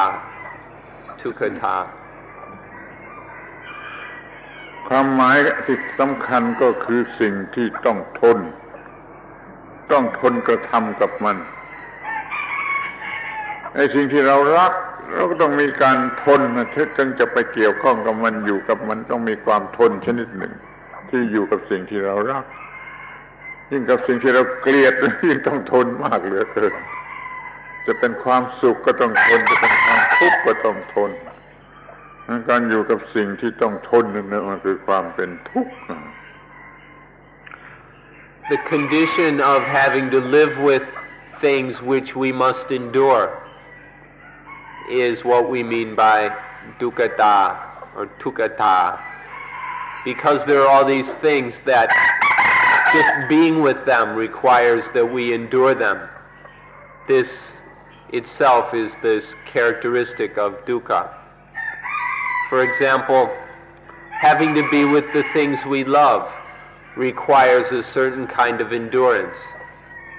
And then of course being with the things we hate is a whole other kind of endurance. To be with the things that make us happy is one kind of endurance. And the things that make us sad requires another kind of endurance. Because we have to endure all these things, this state of having to endure things is what is meant by tukkhata. เมื่อเราหัวเราะหรือเราได้รับความดีใจพอใจความเต้นแห่งหัวใจก็เปลี่ยนแปลงเหลือประมาณ blood pressure ก็เปลี่ยนแปลงเหลือประมาณ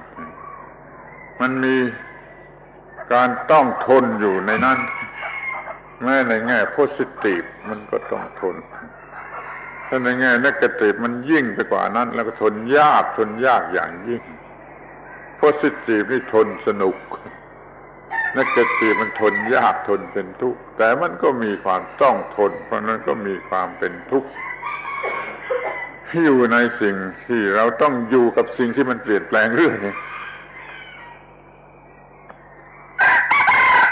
When we laugh or when we're happy and bubbly and everything, the heartbeat starts to pick up and the blood pressure increases. So even in laughter and happiness, there is something that must be endured. It has to be endured. It's something that must be borne or bared. And then with crying and sadness, it's of course even more. There's even more to be endured. If things are positive, it's fun to endure them. We enjoy enduring things that are positive, that make us happy. But then the negative things are very, very difficult to endure. It's very, very clear and obvious pain in having to endure them. But either way, it's a kind of endurance. We have to endure all these changing, unstable things. ความรักก็ต้องทนความเกลียดก็ต้องทนความโกรธก็ต้องทนความกลัวก็ต้องทนความตื่นเต้นก็ต้องทนมันล้วนแต่ต้องทนไม่เสียทั้งนั้นความที่ต้องทนนี่คือสิ่งที่เรียกว่าความทุกข์ Love must be endured. Greed must be endured. Hatred must be endured. Anger must be endured. Fear must be endured. Worry must be endured. Excitement must be endured. All these things, without any exception, must be endured. All these things that we have to endure, this is the characteristic of dukkha, of pain, of painfulness. ประเภท positive มันมีของล่อของหลอกให้เราสมัครทนเหมือนที่เอาแยมทาหน้าขนมเนี่ยมันก็หลอกให้กินมากๆ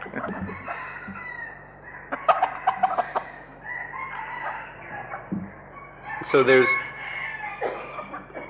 อะไรครับ แง่ positive มันก็มีการที่หลอกให้ชน The positive aspect of things are to trick us into enduring things. For example, on little sweets and cakes, they put a little smear of jam or jelly on them to make it more positive, so that we willingly endure these things. เราเคยโง่แล้วเราจึงโง่รักความทุกข์รักความทุกข์ชอบความทุกข์ที่ทนสนุก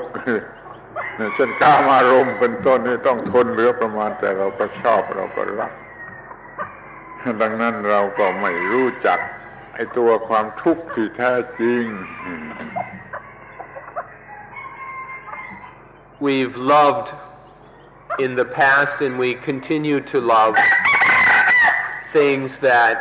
are suffering, things that are dukkha,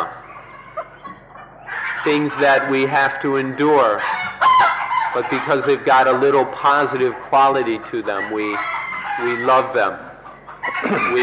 Because they're fun to endure, we love them. Things like sex, or like sexual pleasures, which are very, very tiring, really are a hassle. There's quite a bit that has to be endured about sex and sexual pleasures. But still we're very happy to endure them. This is an example of the foolishness that keeps us tied, keeps us trapped in impermanent things. สิ่งที่เรารักนั่นแหละมันกัดเรายิ่งรักมากยิ่งกัดมากยิ่งรักที่สุดก็ยิ่งกัดที่สุด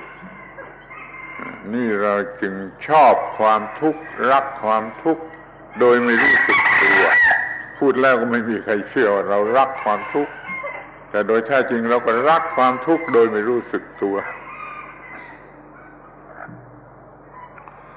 All the things that we love are things that change and that have to be endured, and so everything that we love has this quality of dukkha. So in fact, we love dukkha.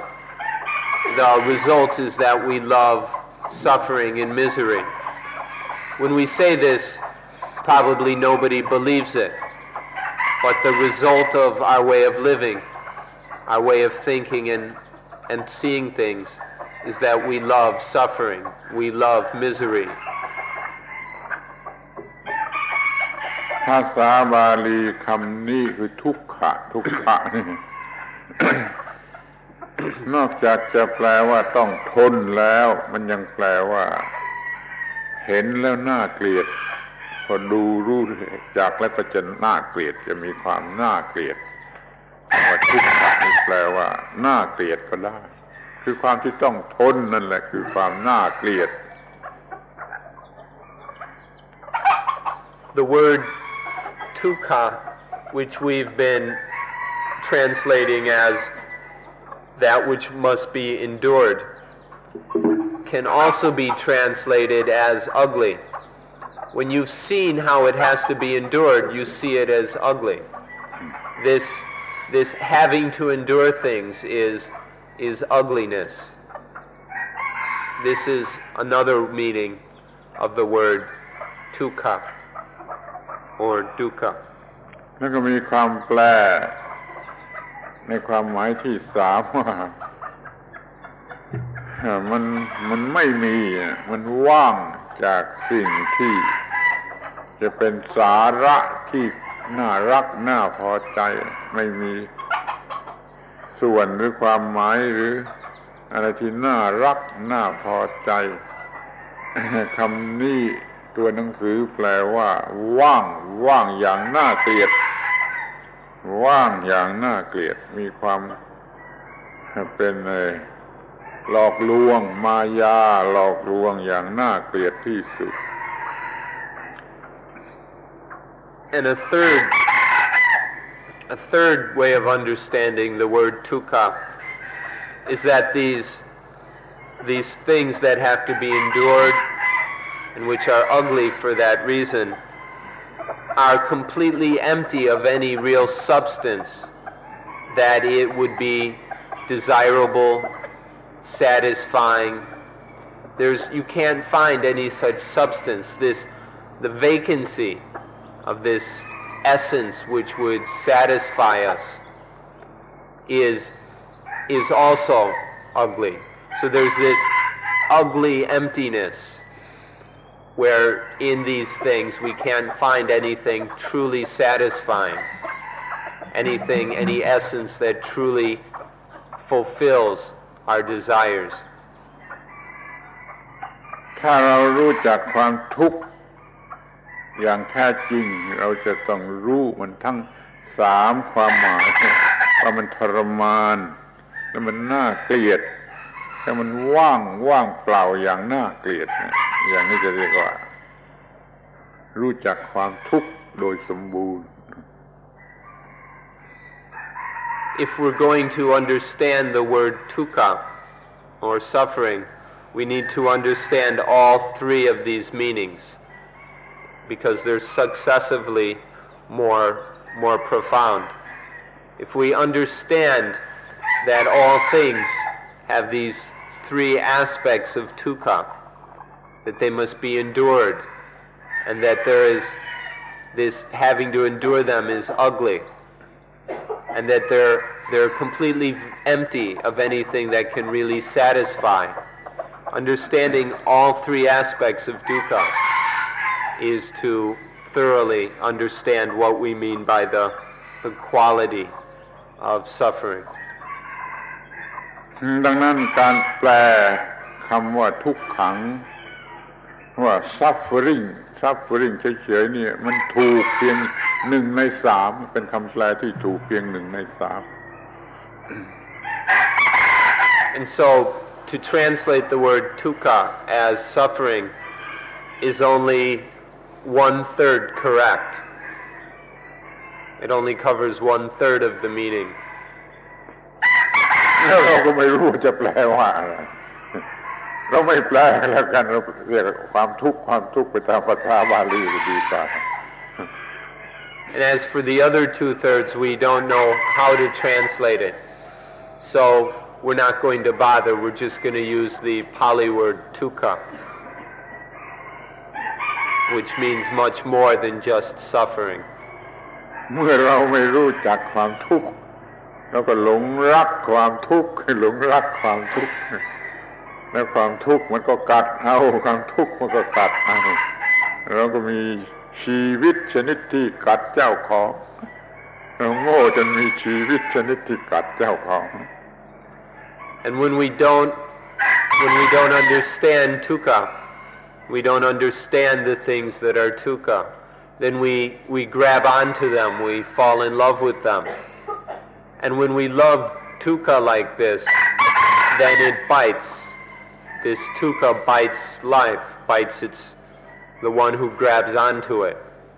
This is what happens when we don't understand this second da, dukkha da. ทีนี้ก็มาถึงตาที่ตาที่ 3อนัตตตาแปลว่า not self And so เราจะต้องสนใจเรื่องนี้มากทีเดียว now we come to the third ta, anattata, not self. This is something which we must be particularly interested in.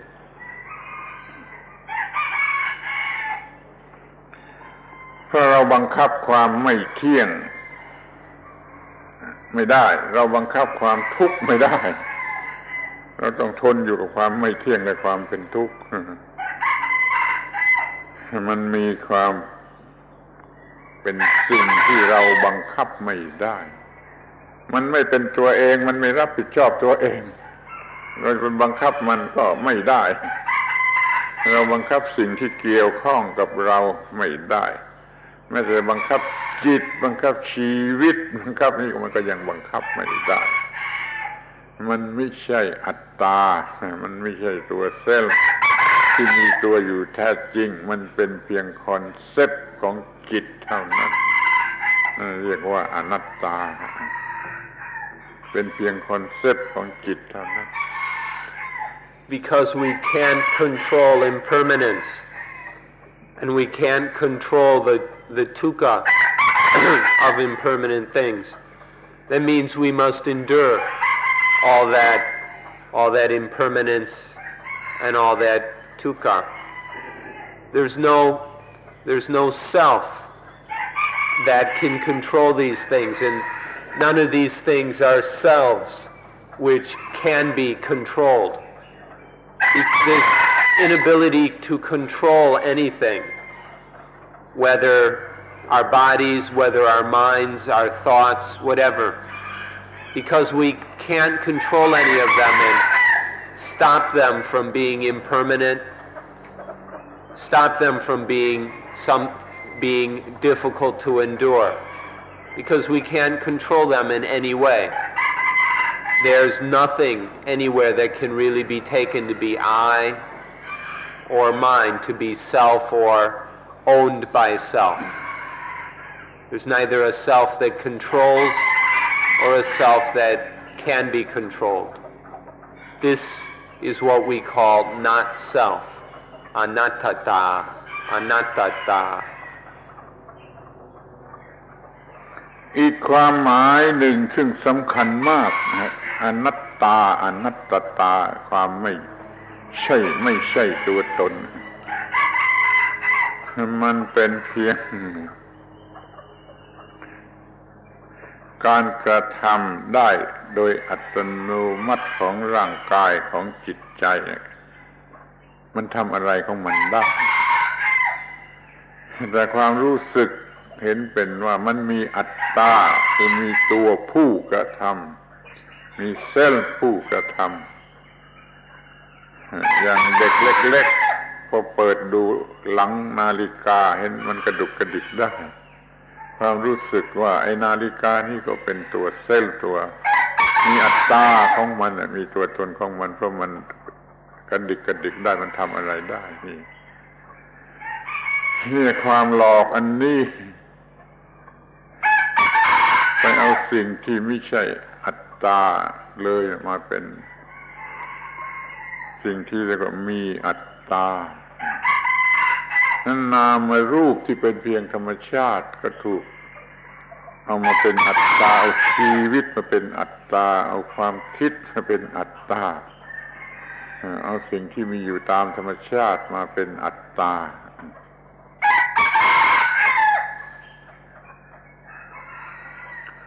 Another important meaning of anatta that we ought to understand is that because things are not self,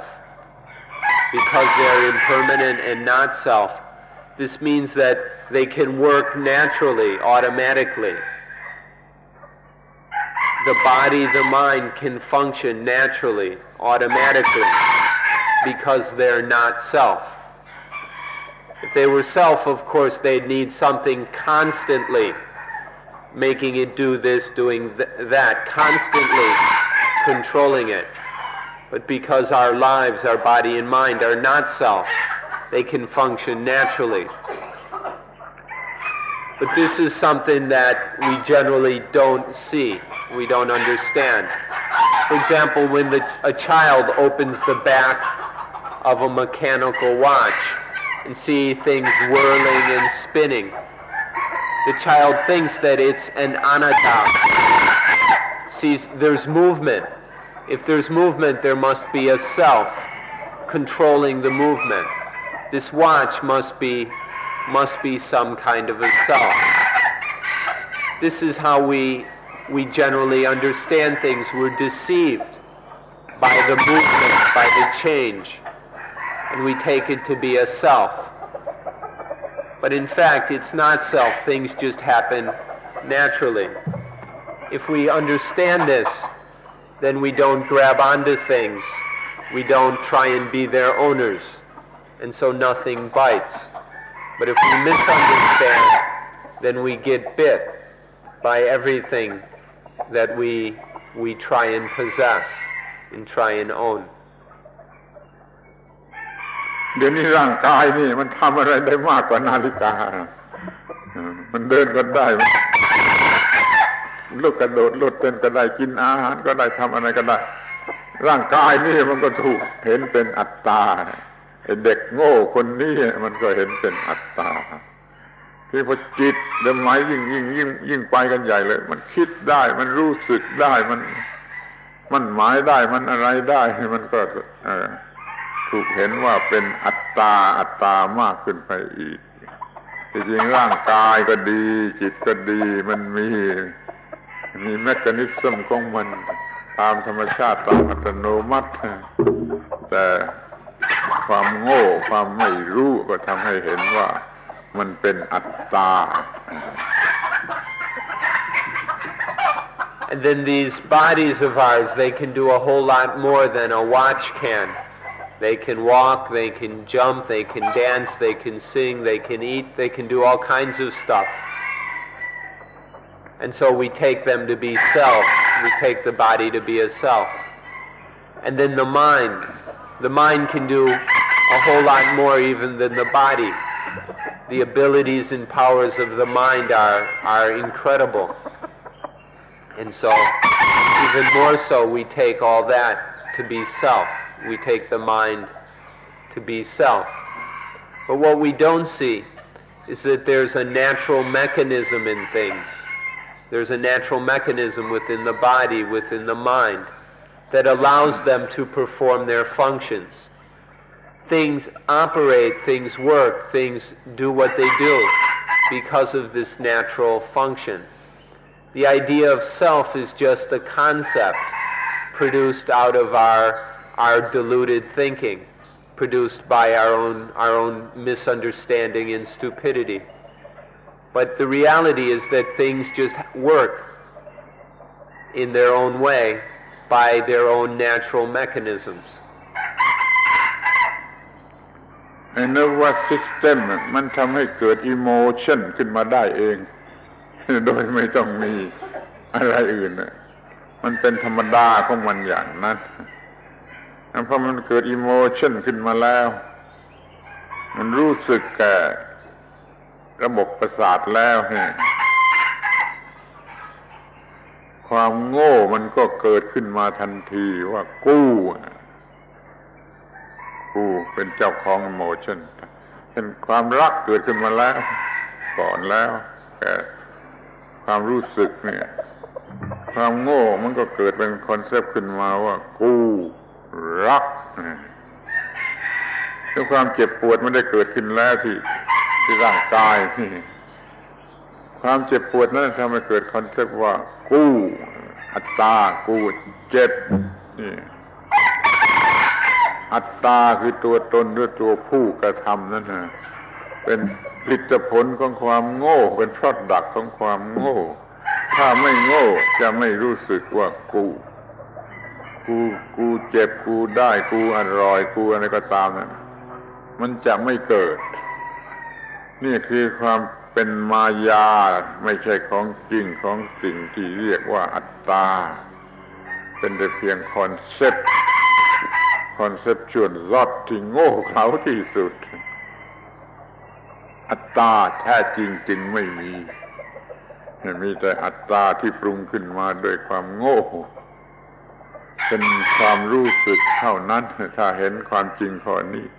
เรียกว่าเห็นอนัตตา The nervous system can produce emotions all by itself. And then when an emotion arises,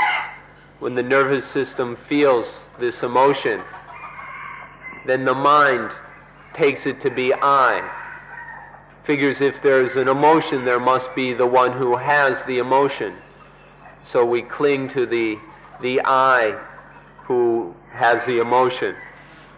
And so there's first just the naturally arising thing, the emotion. It happens just through the nervous system.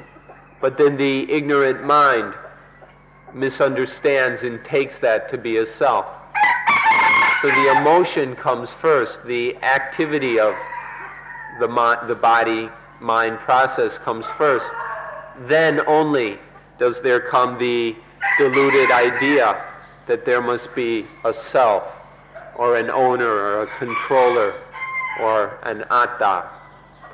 So this is how it always works. Life functions naturally by itself,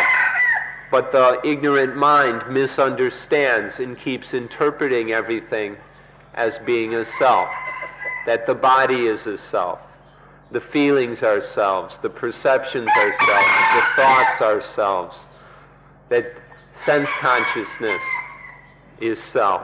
All these things are taken to be self, and we get trapped within this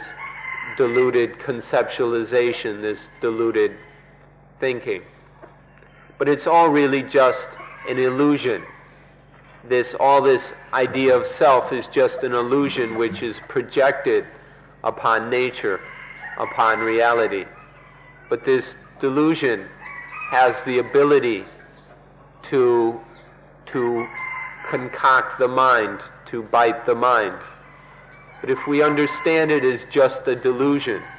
just an illusion, and we don't believe in it, and see just how things happen naturally, we see that there's no need for a self anywhere, that there isn't any self anywhere. This understanding is what we call anatta. เราบอกท่านทั้งหลายว่าดู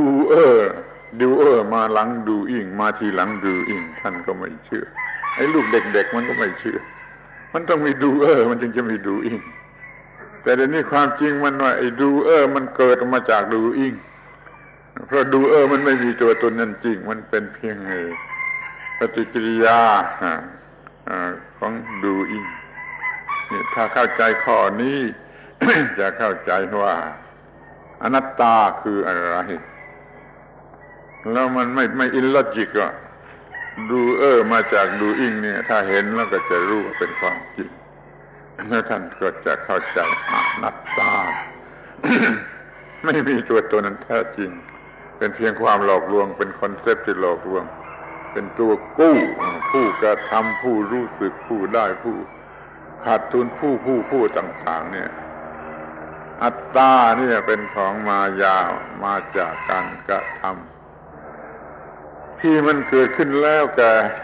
นามรูปแก่ร่างกายแก่จิตใจเห็นอนัตตากันอย่างนี้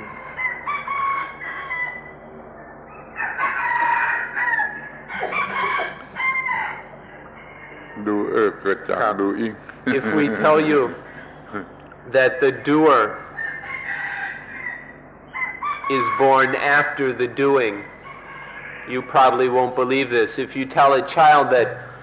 the doer comes after the doing, they'd think you're crazy. Our normal way of seeing things is we assume that there must be someone to do it. If there's any action, there must be an actor who does it. But in fact, those are just our deluded assumptions about life. In reality, the doer comes from the doing. Because things are anatta, because there is not self, There's just the doing, but then we misunderstand it and project our idea of a doer upon the action. And so the doer is just a result of the doing, and that the doer is a illusion that comes out of our misunderstanding of the doing. All the activities of this body and mind happen naturally. There's no need for a doer, for an actor, for an owner. If we can understand this point, then we'll understand anatta. Now, this may seem illogical to some of us, but remember that logic is just a kind of thinking. And if all we do is think about things, then we'll never get to the truth. We're not talking about thinking about it logically. We're talking about observing reality, dealing with the facts themselves, not just our idea in logic. So there's nothing illogical about what we're saying, because it fits the facts, that the doer comes after the doing. Understand this, and you'll understand anatta. เมื่อเด็กๆเขาเดินไปชนเก้าอี้หรือชนเสาเนี่ยเขารู้สึกเจ็บ เมื่อมีความรู้สึกเจ็บจึงจะเกิดไอ้ความโง่ว่ากูเจ็บก่อนที่เด็กๆไม่มีความรู้สึกตัวกูพอเขาไปเจ็บก็ไปโดนเสาโดนนี่เขาว่ากูเจ็บขึ้นมาเนี่ยไอ้กูหรืออัตตานี่เป็นเพราะดักของความเจ็บปรุงขึ้นมาเราเห็นความจริงข้อนี้ว่าไอ้ตัวกูไม่ได้เกิดอยู่ก่อนไม่ได้เกิดอยู่ตามปกติมันจะเกิดตอนมันมีอะไรแก่ระบบความรู้สึกระบบประสาทให้ความรู้สึกนั่นแหละมันปรุงความคิดว่าเป็นอัตตาขอให้เข้าใจดีๆWhen a child carelessly bumps into a chair or a bench or a post or a rock, there is pain because their foot or leg has struck against this hard object, and there is pain. And then the child gets angry at the bench or the rock or whatever. Because of the pain, there's this physical activity of the pain. The child projects it as the one who hurts, the one who feels the pain, and then takes the rock or the bench to be a self also. Because of the ignorance in the child, the pain is taken to be I, and the rock or the bench is to be taken as self. And so the child gets angry at that thing. This is another example of how the idea, the concept of self, gets stirred up by the various activities in life. It doesn't exist all the time. It just arises occasionally when certain activities are misunderstood and taken to be self. เมื่อมีตัวกูตัวที่หนึ่งคือตัวกูภายใน มันก็จะเกิดตัวกูที่สองคือตรงกันข้ามคือศัตรูของกูข้าศึกของกูเกิดตัวตนขึ้นมาอีกตัวอย่างลมๆแรงๆเด็กเขาก็เตะเสาเตะเก้าอี้ตัวกูโน่นตัวกูฝ่ายโน่นที่มาทำกับตัวกูฝ่ายนี้นี่ความโง่มันเป็นไปได้มากอย่างนี้ When there's the inner self, the inner ego, then there then arises its opposite, the outer ego. And so there's the inner ego, and then it's got the outer ego to get angry at, or to hate, or to be afraid of, or to worry about, or whatever. Because we produce the idea of I who acts, or I who owns this action, then we also stir up the idea of the ego, the self out there. So in this way we're producing this illusion of self both internally and all around us. แล้วมันยังโง่ไกลไปอีกจนให้เกิดตัวกูแก่สิ่งที่ไม่มีชีวิตจิตใจบางทีท่านอาจจะขว้างแก้วน้ำแตกขว้างจานชามแตกเพราะมันไม่ถูกใจท่านไปลงโทษไอ้ตัวกูข้างนอกไปทำร้ายสิ่งที่ไม่มีชีวิตจิตใจนะตัวกูที่โง่ที่สุดมีได้ถึงอย่างนี้ And then this foolishness can go on so far that we even project this self on inanimate objects, things that don't live and don't even move. Such as sometimes you may have taken a glass and thrown it down in anger, breaking it, or maybe a plate or some other object. Taking an inanimate thing as a self and then getting angry at it so that we destroy it. This is how our foolishness can keep growing and get carried away, where we project this illusion of self all over. เมื่อใดท่านเตะรถยนต์ของท่านและเมื่อนั้นน่ะความโง่ถึงที่สุดเรื่องตัวกู When you kick your car for some reason, that's complete idiocy,